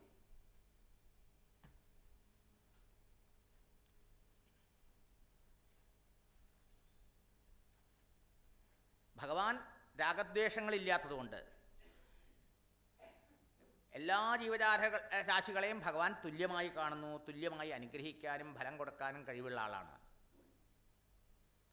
എന്നാൽ എന്തുകൊണ്ടാണ് എല്ലാവരും വാസുദേവ സർവമിതി ജ്ഞാനേന മുമുക്ഷവഃ സന്തഃ കസ്മാത് ത്വാമേവ സർവേന പ്രപദ്യന്തെ? എല്ലാം ഭഗവാൻ പറയണതാണല്ലോ, വാസുദേവ സർവം, എല്ലാം വാസുദേവനാണ്, എല്ലാം ഞാനാണ്, ഭഗവാനാണ് എന്ന ആ ഭാവത്തെ കൈവരിച്ച് മുക്തരാകാൻ എന്തുകൊണ്ടാണ് എല്ലാവരെയും അങ്ങനെ പ്രാപിക്കാത്തത്, ആശ്രയിക്കാത്തത്? ശരിക്കും പറഞ്ഞാൽ അത് ഭഗവാനല്ലേ ചോദിക്കേണ്ടത്. ഭഗവാൻ എല്ലാം കൊടുക്കാൻ തയ്യാറാണ്. നിങ്ങൾ എന്ത് ചോദിച്ചു വരണോ അത് കൊടുക്കാൻ തയ്യാറാണ്, അല്ലേ? ഏത് ഭാവത്തിൽ ഭജിക്കണോ ആ ഭാവത്തിൽ. ഇനി ഈവൻ ഒരാൾ ഇഷ്ടദേവതാഭാവത്തിൽ, ഏത് ഇഷ്ടദേവതാഭാവത്തിൽ ഭജിക്കണോ ആ ഭാവത്തിൽ അദ്ദേഹം ദർശനം കൊടുക്കാൻ തയ്യാറാണ്. മനസ്സിലായോ? ഏഥാമാം എന്ന് പറഞ്ഞാൽ. അപ്പം ഇത് ഭഗവാന്റെ ചോദ്യമാണ്. എന്തുകൊണ്ട് ഞാൻ എല്ലാത്തിനും തയ്യാറായിരിക്കുക, എന്തുകൊണ്ടാണ് എല്ലാം ഞാനാണ്, എല്ലാം വാസുദേവനാണെന്നുള്ള ആ സാക്ഷാത്കാരത്തിന് എല്ലാവരും ആഗ്രഹിച്ച് ഭഗവാനെ ഭജിക്കാത്തത്? അടുത്ത ശ്ലോകം. കാംക്ഷന്തഃ കർമ്മണാം സിദ്ധിം യജന്ത ഇഹ ദേവതാഃ ക്ഷിപ്രം ഹി മാനുഷേ ലോകേ സിദ്ധിർഭവതി കർമ്മച. കാംക്ഷന്തഃ കർമ്മണാം സിദ്ധിം, കർമ്മത്തിൻ്റെ ഫലത്തെ ആഗ്രഹിച്ചുകൊണ്ട്, കർമ്മത്തിൽ നിന്നുള്ള സിദ്ധിച്ച കർമ്മത്തിൻ്റെ ഫലത്തെ ആഗ്രഹിച്ചുകൊണ്ടാണ് ഇവിടെ മനുഷ്യർ ദേവതാഹ യജന്തെ, വിവിധമായ ദേവതകളെ ഭജിക്കുന്നത്. എല്ലാ ദേവതകളുടെയും അന്തരാത്മാവ് ഞാൻ ഏകനാണെങ്കിലും, ഏത് ദേവതയെ ഭജിച്ചാലും ഭജിക്കുന്നത് എന്നെ തന്നെയാണെങ്കിലും, ഏത് ദേവനെ ഭജിക്കുമ്പോഴും അതാത് ദേവത വഴി അവർക്ക് ശ്രദ്ധാഭക്തി വിശ്വാസങ്ങൾ ഉണ്ടാക്കിക്കൊടുത്ത് അവർക്ക് ആ ദേവത വഴി ഫലങ്ങൾ കൊടുത്ത് അനുഗ്രഹിക്കുന്നത് ഈശ്വരനാകുന്ന ഞാൻ ഏകനാണെങ്കിലും അവർ ഇതറിവില്ലാത്തതുകൊണ്ട് എന്ത് ചെയ്യണു? ഓരോരോ ദേവതകൾ, ഈശ്വരൻ വേറെ, ദേവതകൾ വേറെ, ഓരോ ദേവതയും വേറെ വേറെ, ഓരോ ദേവത ഭജിച്ച ഓരോ ഫലം എന്ന വിചാരത്തോടുകൂടി അവരവരുടെ ആ കാമനയ്ക്കനുസരിച്ച്, ആ കാമനാ പൂർത്തീകരണത്തിന് വേണ്ടി പ്രത്യേക കർമ്മങ്ങൾ ചെയ്യുന്നു. ആ ദേവതാ പ്രീതിക്കനുസരിച്ചുള്ള ആ കർമ്മത്തിൻ്റെ ഫലം അനുസരിച്ചു ആഗ്രഹിച്ചുകൊണ്ട് ദേവതാഹ യജന്തെ, ദേവതകളെ ആരാധിക്കുന്നു. അപ്പം എന്തുണ്ടാവും? ദേവാൻ ദേവ ഏജോ യാന്തി മൽഭക്ത യാന്തി മാമവി. ഇതൊക്കെ 7ാം അധ്യായത്തിൽ ഭഗവാൻ പറയാമോ? അല്ലയോ? ദേവതകളെ ഭജിക്കുന്നവർക്ക് ദേവതാപ്രസാദം കൊണ്ട് പരിമിതമായ, നശ്വരമായ, ക്ഷണികമായ, പ്രാപഞ്ചികമായ ഫലങ്ങൾ കിട്ടും. എന്നെ ഭജിക്കുന്നവർക്കോ ഞാൻ നിത്യശുദ്ധ സ്വരൂപനും കാലദേശാധിവർത്തിയും സച്ചിദാനന്ദ സ്വരൂപനുമായതുകൊണ്ട് ആ ശാശ്വതാനന്ദം, അനന്തഫലം കിട്ടും. അനന്തഫലം എന്ന മുക്തി, അതാണ് എല്ലാം ഭഗവാൻ എന്ന തിരിച്ചറിവ്. അത് ഭഗവാന്റെ കുഴപ്പം കൊണ്ടല്ല, ആൾക്കാർക്ക് ഈ നശ്വരമായ പ്രാപഞ്ചിക വസ്തുക്കളിലാണ് ഇച്ഛ. അപ്പം എല്ലാവരുടെയും ആത്മാവായി വർത്തിക്കുന്ന ആ പരമതത്വമാണ് ഭഗവാൻ. ആ പരമതത്വം തന്നെയാണ് എൻ്റെ ആത്മാവും നിങ്ങളുടെ ആത്മാവും ഈ പ്രപഞ്ചത്തിൻ്റെ മുഴുവൻ ആത്മാവായിരിക്കുന്നത്. ഇതാണ് വേദാന്തത്തിലെ കേന്ദ്ര വിഷയം. പക്ഷേ ഒരു പ്രത്യേക ദേവനെയോ ഒരു പ്രത്യേക ദേവിയെയോ അല്ലെങ്കിൽ ഏതെങ്കിലും അഭൗമ ശക്തികളെയോ ആരാധിക്കുന്ന ആളുകളുണ്ട്. ഈവൻ ശാസ്ത്രജ്ഞന്മാർ ആരെയാ ഭരിക്കുന്നത്? ഭൂത ഉപാസകന്മാരാണ്, പഞ്ചഭൂത ഉപാസകന്മാരാണ്, അല്ലേ? ഓരോരുത്തർ ഓരോരോ കാര്യം സാധിക്കാൻ വേണ്ടി അവിടെ ഭരിച്ചാൽ നടക്കും, ഇവിടെ ഭരിച്ചാൽ ഇത് നടക്കുന്നു. അതിനനുസരിച്ചുള്ളതായ പൂജാവിരാധങ്ങൾ. അന്ന് യാഗയജ്ഞങ്ങളാണെങ്കിൽ ഇന്ന് നമ്മൾ പൂജാദികൾ നടത്തുന്നു, അല്ലേ? നമ്മളൊക്കെ ചെയ്യണത് തന്നെയല്ലേ? അതെ. ഇനി ദേവത എന്നുള്ളതിന് വേറൊരർത്ഥം എന്താ അറിയാമോ? നമുക്ക് കൂടുതൽ സൗകര്യം മനസ്സിലാവും. നമ്മുടെ ഇന്ദ്രിയങ്ങൾക്ക് ദേവത എന്ന് അർത്ഥമുണ്ട്. മനസ്സിന് ദേവേന്ദ്രൻ എന്ന് പറയാം, ബുദ്ധിയെ ബ്രഹ്മാവ് എന്ന് പറയാം. ഇതിനൊക്കെ പ്രവർത്തിപ്പിക്കുന്ന അന്തര്യാമി പരമാത്മ. ശരിയാണ്. വ്യക്തിനിഷ്ഠമായി നോക്കുമ്പോൾ ഇന്ദ്രിയങ്ങൾ ദേവതകളാണ്. എന്തുകൊണ്ട്? ദിവ ടു ഷൈൻ, പ്രകാശിക്കുക, പ്രകാശിപ്പിക്കുക എന്നുള്ള അർത്ഥമാണ് ദിവ. അതിനാണ് ദേവൻ എന്ന പദം ഉണ്ടായത്. ഇന്ദ്രിയങ്ങളാണ് വിഷയങ്ങളെ പ്രകാശിപ്പിക്കുന്നത്. കണ്ണില്ലെങ്കിൽ രൂപത്തെ കാണാൻ പറ്റുമോ? അറിയാൻ പറ്റുമോ? അപ്പോൾ കണ്ണാണ് രൂപത്തെ പ്രകാശിപ്പിക്കുന്നത്, കാതാണ് ശബ്ദത്തെ പ്രകാശിക്കുക. അവിടെ പ്രകാശിപ്പിക്കുക വെച്ചാൽ അറിയണത്. അപ്പം 5 ഇന്ദ്രിയങ്ങൾ 5 വിഷയങ്ങളെ ഈ ലോകത്തെ അറിയാൻ സഹായിക്കുന്നു, പ്രകാശിപ്പിക്കുന്നതുകൊണ്ട് ഇന്ദ്രിയങ്ങൾക്ക് ദേവത എന്ന് പറയാം. ആ ദേവതകളെ സന്തോഷിപ്പിക്കാൻ വേണ്ടി ശ്രമിക്കുന്നു ഓരോരുത്തർ. എന്തിനാ? ഇന്ദ്രിയ വിഷയഭോഗങ്ങൾ കിട്ടി നേടി ആ വിഷയസുഖങ്ങൾ അനുഭവിക്കാൻ. മനസ്സിലായോ? ഈ ലോകത്തിൽ വിഷയസുഖം നൈമിഷികമാണെങ്കിലും പരമാത്മസുഖം കിട്ടുന്നേക്കാൾ എളുപ്പമാണ്, അല്ലേ? എളുപ്പം കിട്ടുന്ന സുഖം ഏതാ? കുറച്ചു നേരം ജപം ചെയ്യുമ്പോൾ, കുറച്ചു നേരം ധ്യാനം ചെയ്യുമ്പോൾ, അല്ലെങ്കിൽ കുറച്ചു നേരം സത്സംഗം ചെയ്യുമ്പോൾ ഒക്കെ ഒരു സുഖമുണ്ട്. പക്ഷേ ഇതിനേക്കാൾ സുഖം എന്താ? ആ സീരിയൽ കാണുമ്പോൾ, അല്ലേ? ഇടയ്ക്കിടയ്ക്ക് ഇത് തോണ്ടിക്കൊണ്ടിരിക്കുമ്പോൾ, സത്സംഗത്തിന് വന്നാൽ പോലും ഒഴിവ് കിട്ടി അപ്പം തോണ്ടി നോക്കി ഓരോ ബ്രേക്കിലും. അപ്പം എന്താ? ഒരു നിമിഷസുഖം, അല്ലേ? അപ്പം ഇന്ദ്രിയ സുഖമാണ് കിട്ടാൻ എളുപ്പം. നമുക്ക് താരതമ്യേന ആത്മസുഖം കിട്ടണമെങ്കിൽ ചിത്തശുദ്ധി വേണം, വാസനാക്ഷയം വേണം, വീതരാഗ ഭയക്രോധനാവണം, വേണ്ടേ? ജ്ഞാനതപസ് ചെയ്യണം. അങ്ങനെ ആ ആത്മസാക്ഷാത്കാരത്തെ കൊണ്ട് ആ അനന്താനന്ദം കിട്ടുള്ളൂ. അപ്പം അതുമായി കമ്പയർ ചെയ്യുമ്പോൾ ഈ സുഖം എളുപ്പമാണ്. അതുകൊണ്ടോ അധികം ആൾക്കാർ എന്ത് ചെയ്യണു? അതിന് പരിശ്രമിക്കാൻ തയ്യാറാവാതെ ഈ നൈമിഷിക സുഖത്തിന് വേണ്ടിയിട്ട് അതിൻ്റെ പുറകെ പോകണു. അപ്പോൾ അവരെന്ത് ചെയ്യണു? ദേവതാഹയജന്തെ, ഇന്ദ്രിയങ്ങളെ സുഖിപ്പിക്കുന്ന ആ പ്രവൃത്തികൾ ചെയ്യുന്നു. ശരിയോ? ഇന്ദ്രിയങ്ങൾക്ക് പ്രിയങ്കരമായ വസ്തുക്കൾ ഉണ്ടാക്കാനും നേടാനും കാണാനും കേൾക്കാനും അനുഭവിക്കാനും പോകുന്നു. മനസ്സിലാക്കണ അവരറിയണില്ല, ആ ഇന്ദ്രിയ ഭോഗത്തിലൂടെ കിട്ടുന്ന സുഖവും ആത്മസുഖത്തിൻ്റെ പ്രതിഫലനമാണെന്ന്. ഒരു സുഖമുള്ളൂ വാസ്തവത്തിൽ, അനന്തമായ ആത്മസുഖം. അതിൻ്റെ പ്രതിഫലനമാണ് അതിലൂടെ കിട്ടണത്. ഇനി പറഞ്ഞു, ക്ഷിപ്രം ഹി മാനുഷേ ലോകേ സിദ്ധിർഭവതി കർമ്മജ. കർമ്മത്തിൻ്റെ ഫലം ഈ മനുഷ്യലോകത്തിൽ എളുപ്പം കിട്ടുന്നു. മനുഷ്യലോകമാണ് കർമ്മത്തിന് അധികാരിയായ ജന്മമാണ്. കർമ്മത്തിന് അധികാരിയായ ജന്മം. കർമ്മത്തിനും ഉപാസനയ്ക്കും ഒക്കെ അധികാരിയായിട്ടുള്ള ജന്മം ഈ മനുഷ്യജന്മം. മറ്റ് ശരീരങ്ങൾക്കൊന്നും, മനുഷ്യ ഇതര ജീവജാലങ്ങൾക്കൊന്നും ആ കർമ്മത്തിൻ്റെ ഫലം, കൊണ്ടുവന്ന കർമ്മത്തിൻ്റെ ഫലം അനുഭവിച്ച് തീർത്ത് പോകാനല്ലാതെ ബോധപൂർവം കോൺഷ്യസ് എഫർട്ട് ഇട്ടിട്ട് അതിൽ മാറ്റം കൊണ്ടുവരാൻ കഴിയില്ല. ഒരു പശുവായി ജനിച്ച് പശുവായി മരിക്കും. ഏതൊരു മൃഗമായി ജനിച്ച് മൃഗമായി തന്നെ മരിക്കും. നമ്മൾ ജനിക്കുമ്പോൾ നമ്മുടെ ഉള്ളിൽ പല മൃഗീയതയുണ്ട്, ആ ശരീരങ്ങളുടെ കടന്നു പോകുന്നുണ്ട്. പക്ഷേ നമുക്ക് ബോധപൂർവം സത്സംഗത്തിലൂടെയും ശാസ്ത്രജ്ഞാനത്തിലൂടെയും നമ്മുടെ മനസ്സിലെ സംസ്കാരങ്ങളെ സംസ്കരിച്ച്, നമ്മുടെ മനസ്സിനെ ശുദ്ധീകരിച്ച് നമുക്ക് ഈ തൻ്റെ ഉള്ളിലെ ദിവ്യത്വത്തെ സാക്ഷാത്കരിച്ച് ഈ ഭൂമിയിലൊരു ദൈവമനുഷ്യനായി, ഒരു ജീവൻ മുക്തനായി, ഈ ഈശ്വരതുല്യം ഈ ലോകത്തെ അനുഗ്രഹിച്ചുകൊണ്ട് ജീവിക്കാനും പറ്റും, അല്ലേ? പക്ഷേ വേറെ ഏതെങ്കിലും ജീവിക്ക് പറ്റുമോ? അപ്പോൾ മനുഷ്യജന്മം കർമ്മത്തിന് അധികാരമായ ഉള്ള ജന്മമാണ്. കർമ്മത്തിനും ഉപാസനയ്ക്കൊക്കെ മനുഷ്യജന്മത്തിൽ സാധിച്ചില്ല. ഇത് മറ്റേതൊക്കെ ഭോഗയോനിയാണ്, ഇത് ആണ് കർമ്മയോനി. അപ്പോൾ കർമ്മബീജം വരട്ടിക്കളഞ്ഞുടൻ ജന്മനാശം വരുത്തണമെങ്കിലും, അല്ലെങ്കിൽ ബീജം വാസനയാണ്, ആ കർമ്മബീജമാവുന്ന വാസനകളെ വീണ്ടും സ്വാർത്ഥകർമ്മങ്ങളിലൂടെ ആർജിച്ച് ജന്മങ്ങളെ വളർത്തണമെങ്കിലും ഈ ഭൂമിയിൽ മനുഷ്യജന്മം കിട്ടണം, വേണ്ടേ? അപ്പോൾ കർമ്മത്തിന് അധികാരി ആയ ജന്മം മനുഷ്യജന്മമാണ്. അതെങ്ങനെയാണ്? അത് അടുത്ത ശ്ലോകത്തിൽ പറയും. ഓരോരുത്തരുടെയും വർണ്ണം, ആശ്രമം, സത്വ, രാജസ്തമോ ഗുണങ്ങൾക്കനുസരിച്ച് അവരവരുടെ ആ വർണ്ണത്തിനനുസരിച്ചുള്ള വർണ്ണാശ്രമാദി കർമ്മ അധികാരം ഈ മനുഷ്യനേ ഉള്ളൂ, മൃഗത്തിനില്ല എന്നർത്ഥം. ആ വർണ്ണാശ്രമ കർമ്മങ്ങളെ കൊണ്ട് ഈശ്വരനെ ആരാധിച്ചാൽ അതുകൊണ്ട് ശുദ്ധിയും മുക്തിയും കിട്ടുന്നതാണ്. മനസ്സിലായോ?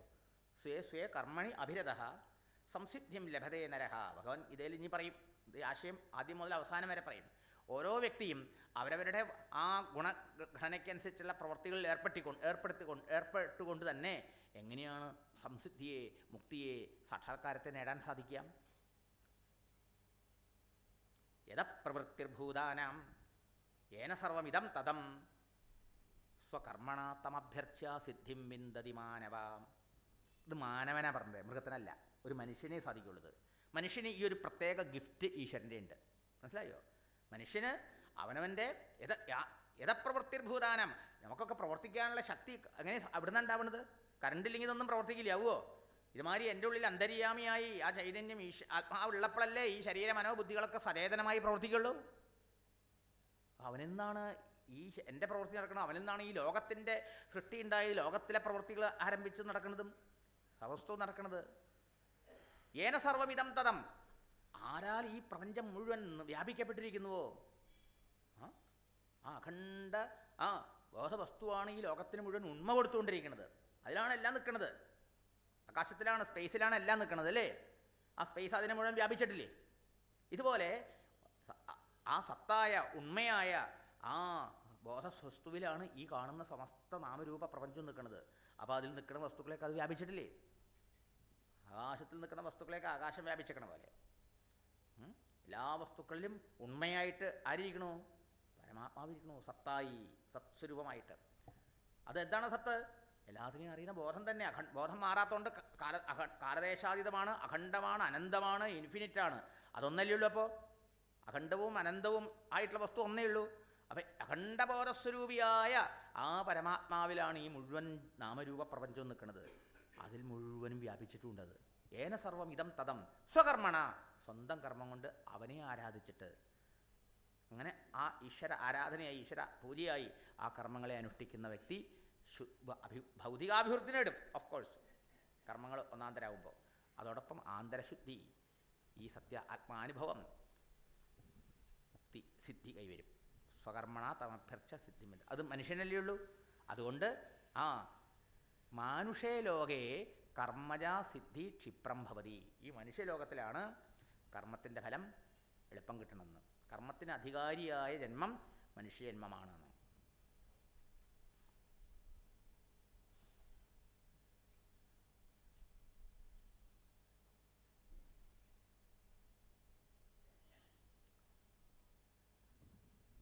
പക്ഷെ സാധാരണ ആൾക്കാരെന്താ ചെയ്യണത്? ഇങ്ങനെയല്ല ചെയ്യണത്.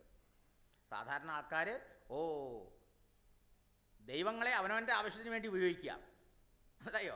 ആ ദൈവങ്ങളെ നിർബന്ധിക്കുക, എനിക്കത് തരൂ, ഇത് തരൂ, അത് തന്നാൽ ഞാൻ ഇത് തരാം അല്ലേ? ഇങ്ങനെയാണ്. ശരിയല്ലേ? അങ്ങനെയല്ല. കാര്യസിദ്ധിക്ക് വേണ്ടിയിട്ട്, കാര്യസാധ്യത്തിന് വേണ്ടിയിട്ട് ദൈവത്തിനെ ഉപയോഗിക്കുക. കാര്യസാധ്യത്തിന് വേണ്ടി ദൈവങ്ങളോട് സ്നേഹം കാണിക്കുക. മനസ്സിലായോ? കാര്യസാധ്യത്തിന് വേണ്ടി ദൈവങ്ങളെ നിർബന്ധിക്കുക എന്നർത്ഥം. ഇതല്ല വേദാന്തം പറയുന്നത്. ഇതിനെ നിഷേധിക്കണമെന്നില്ല. കാരണം അവർ ആ പാവങ്ങൾ ആ തലത്തിൽ എത്തിയിട്ടുള്ളൂ. ഇപ്പോൾ അവർക്ക് പോയി വേദാന്തത്തെ പറഞ്ഞിട്ട് കാര്യമില്ല. ഒരു കുട്ടിച്ചാത്തനെയും കണ്ടാകരനെയും പൂജിക്കണേനെയും നമ്മൾ അംഗീകരിക്കുന്നുണ്ട്. അതേസമയത്ത് അഹം ബ്രഹ്മാസികൾ അത് നമ്മൾ അംഗീകരിക്കുന്നുണ്ട്. മനസ്സിലായോ? വിവേകാനന്ദ സ്വാമികൾ അതാ പറഞ്ഞത്. ഇവിടെ അസത്യത്തിൽ നിന്ന് സത്യത്തിലേക്കുള്ള പോക്കല്ല, ചെറിയ സത്യത്തിൽ നിന്ന് വലിയ സത്യത്തിലേക്ക് പോക്കാണ് ഹിന്ദു മതത്തിൽ.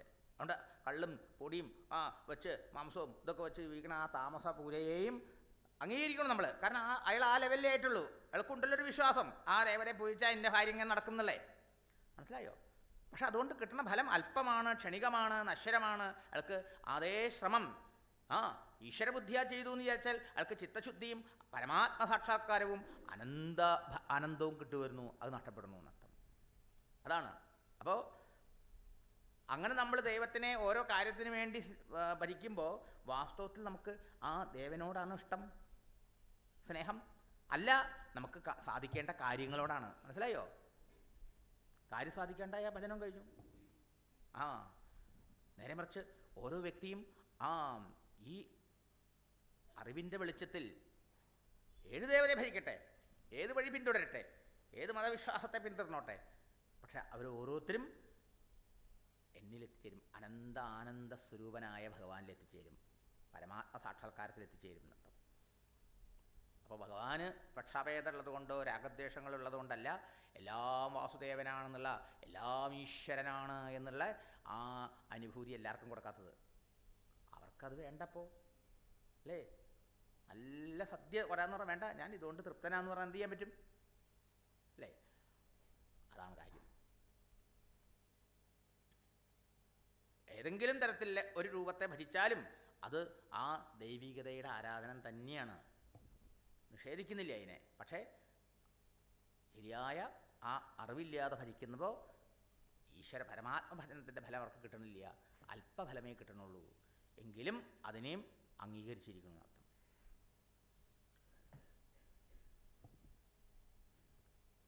കക്ഷന്ത കർമ്മണാം സിദ്ധിം യജന്ത ഇഹ ദേവതാഹ.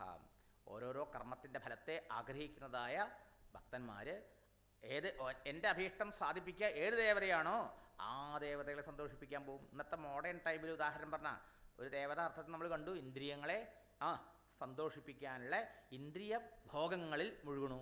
ആ ഇന്ദ്രിയ ഭോഗങ്ങളിൽ കിട്ടുന്ന സുഖം നൈമിഷികമാണെങ്കിലും താരതമ്യേന എളുപ്പമാണ് ആത്മസുഖത്തെക്കാളും. ആത്മസുഖത്തെ സംബന്ധിച്ച് നോക്കുമ്പോൾ അല്ലേ, ആത്മസാക്ഷാത്കാര സുഖം അനന്തമാണ്. പക്ഷെ അതിന് പ്രയത്നം ആവശ്യമുണ്ട്. ശ്രവണ മനന നിധ്യാസനങ്ങൾ ചിത്തശുദ്ധി ഇതൊക്കെ വേണ്ടേ? ഇതിനേക്കാൾ നോക്കുമ്പോൾ നല്ല ഷാപ്പാട് കഴിച്ചിട്ട് ഐസ്ക്രീം കഴിച്ചിട്ട് സിനിമ കണ്ടിട്ട് തൽക്കാല സുഖത്തിന് വേണ്ടി ആൾക്കാർ ഓടുന്നു അല്ലേ? അതൊരു തരം ദേവതാ പൂജനം.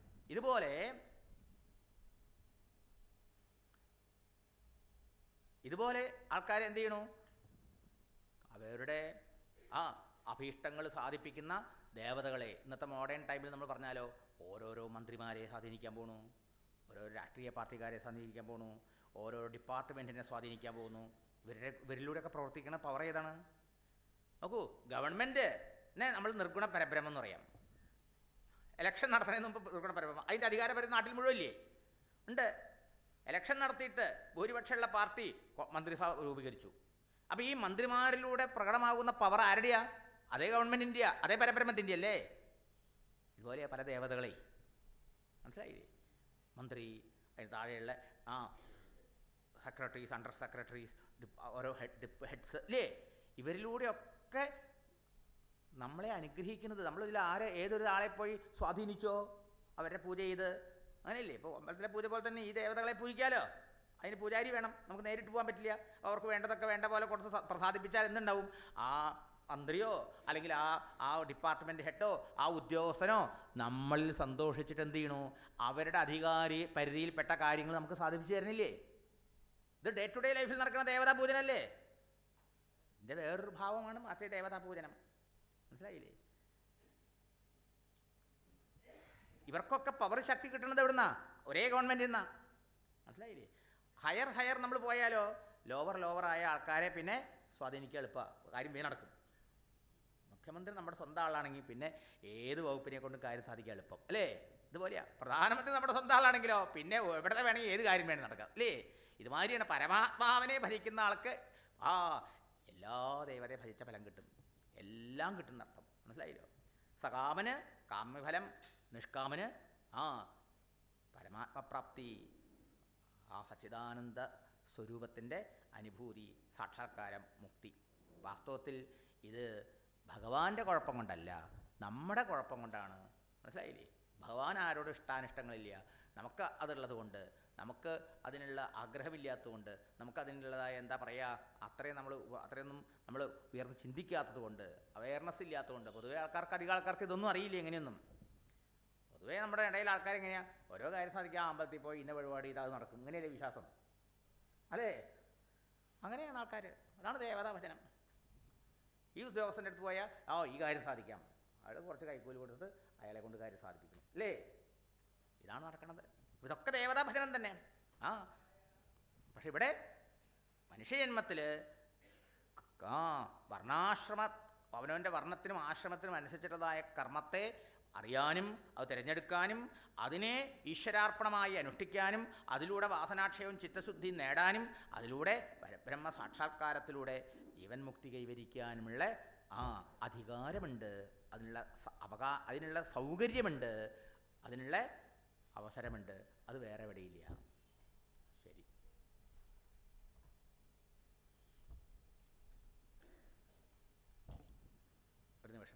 ഭഗവത് നാമസ്മരണയോടെ നിർത്താം. ഓം നമ ശിവായ. ഓം നമ